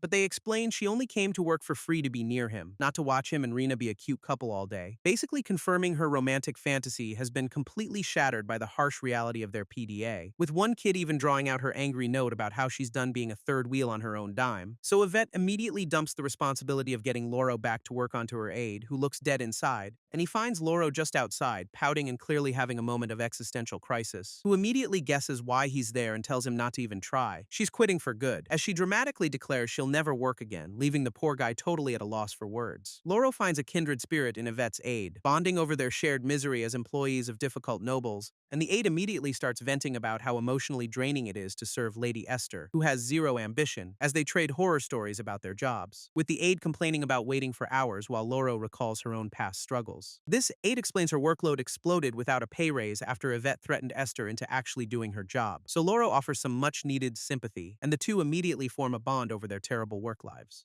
It's a classic case of misery-loving company, as they wish they'd found each other sooner, with the aide offering to help Loro escape her own sea of bitterness, assuming her situation is just as bad, and Loro dramatically screams that she wants out more than anything in the world. But then she reveals her problem is that Rina insists on paying her, giving her overtime and weekends off, which is apparently insulting. And the absolute worst part is the lack of work, forcing her to spend days counting ant legs just to feel useful. Loro's tale of woe is so convincing that Yvette's aide asks if she can help her escape her own terrible job, completely missing the part where Loro's suffering is just having a great boss and too much free time. And the aide is now literally begging Loro for a job referral to work for Shiepu instead, which is the exact story Loro is now relaying back at the workshop after her intel mission, proudly finishing her report to Shiepu on how she successfully poached a new employee, and she's feeling pretty smug about being his most capable subordinate, bar none, until Shiepu bonks her on the head, asking why her simple intel mission turned into a whole dramatic soap opera. But she just waves it off, telling him not to sweat the small stuff with a cheeky little pose, and later that day, Shiepu approaches Shalina, who's been busy studying in the workshop, placing a book in front of her that he wrote overnight, detailing everything she needs to know about finding and handling ores. He offers her the book he just wrote, telling her it's all hers now, but Shalina immediately gets flustered, pointing out she never actually agreed to his offer, and Shiepu just calmly says he knows, but he was going to give it to her anyway, which just makes her accuse him of trying to bribe her into taking the job. But our boy is genuinely confused, explaining that knowledge isn't a weapon, it's for everyone who's curious, gently placing the book in her hands as a gift for a fellow seeker of truth, leaving her completely stunned by his open philosophy as he walks away. Meanwhile, Merida presents Rina with a magical dagger designed to dissolve contracts, explaining that delivering this dagger of broken pacts was one of her main reasons for visiting, and once it's used, Shiepu will no longer be her summoned beast, though she hints their relationship has clearly changed. Merida follows up with a presumptuous request for Rina, who already looks less than thrilled, and Rina's internal monologue is basically, if it's presumptuous, maybe just don't ask. But Merida plows ahead anyway, offering a bag of money as a deposit to help with Caroline's crisis, explaining that she thinks Shipu is the most outstanding man in the world and she can't control her feelings. Serena says she understands the sentiment, but she absolutely does not accept the request, pushing the money back and telling Merida to make her case to Shipu himself and see if he accepts, because as far as she's concerned, the answer is a hard no from her side of things. Rina then glances down at the contract-breaking dagger, clearly conflicted about the whole situation, and Merida tells her to just take the money as a favor, reminding her that Shipu never has to know where the dagger came from. But their intense negotiation is suddenly interrupted by an emergency communication spell flaring to life. This caller turns out to be a very concerned silver-haired lady, looking absolutely frantic, who immediately demands to know how far Rina's relationship with Shipu has progressed, firing off a rapid-fire list of questions about holding hands and giving flowers, which quickly escalates to asking if they've kissed or even sealed the deal, leaving Rina speechless. Rina can't believe she used an emergency line for this, but the woman reveals she knows Merida has the contract-breaking dagger, and she's warning Rina not to give it to Shiepu under any circumstances. She's convinced Merida will seize any opportunity to buy Shiepu's affection with money, even imagining them getting way too cozy while using his new body wash invention, and she's even heard rumors that Merida is hunting down a banned book on pursuing men. But Rina is completely baffled, admitting she hasn't heard a single one of these wild stories. This silver-haired lady on the line basically calls Rina a clueless loser in the competition for Shiepu's heart, explaining that every other woman is already in full-on peacock mode trying to win him over, and she suggests Rina just hide the contract-breaking dagger to keep him tied to her forever, which really gets Rina thinking. So with newfound resolve, she stashes Merida's money away, deciding it's time to take action for her man. Meanwhile, over at Merida's temporary residence, she's got her own schemes brewing, confidently predicting that Rina will hide the dagger after that little pep talk from her sister. And she's just waiting for the perfect moment to expose this to Shiepu, hoping to create a rift between them. But her plotting is cut short when Shiepu himself shows up at her door holding a box, which he reveals is full of invitations for a tasting event he's planning to hold in Caroline, leaving Merida to examine the unique bottle and scroll invite, clearly intrigued by his latest project. Merida immediately grasps his plan, so Shipu offers her a 10% cut to distribute the invites for him, and she's seriously impressed by his business acumen, breaking down how he's playing on exclusivity and curiosity, which gives her a brilliant idea of her own after seeing his whole marketing strategy laid out, so she wastes no time asking if he'd be interested in starting a private chamber of commerce with her. A partnership between just the two of them, which has Shipu wondering why she'd need one. But Merida explains that the Fano Chamber of Commerce belongs to her family, not to her personally, believing that the only thing that truly matters is what you build and control for yourself, before pointing out that all his hard work is just making Rina rich, asking if he wants a way out of his contract, leaving Shipu completely silent as he processes the weight of her very tempting offer, so Merida tells him to think it over before casually dropping that she wants to marry him. Shepu is still reeling from the marriage proposal, thinking he's almost used to this world's wild customs, but he pulls himself together and tells Merida he'll actually consider her offer before wishing her a safe trip. This next day, as he's walking back into town, some local kids excitedly announce his return, and it turns out he was just playing it cool. He's actually thrilled about her Chamber of Commerce idea. He immediately starts daydreaming about being ridiculously rich, standing on a mountain of cash and gold. But his fantasy is cut short when one of Rina's aides approaches him with a letter. She hands him the note, formally inviting him to have dinner with Lady Rina that evening, adding some very strict instructions that he must be on time and is absolutely not allowed to leave early. Meanwhile, Rina is getting ready for their date, blushing as she recalls all their romantic moments so far, and with a heart of roses laid out on the bed, she decides there's only one final step left to take. Rina is psyching herself up for the big night, surrounded by roses and a whole lot of romantic pressure, while Shiepu is just completely baffled by her formal dinner invitation, since they literally live together, but he quickly gives up trying to understand women and turns his attention back to his farm work, where he starts playfully bossing around the little slimes helping with the new crops. Then he heads over to the workshop to find Shalina, who's deep in her own research, catching her completely off guard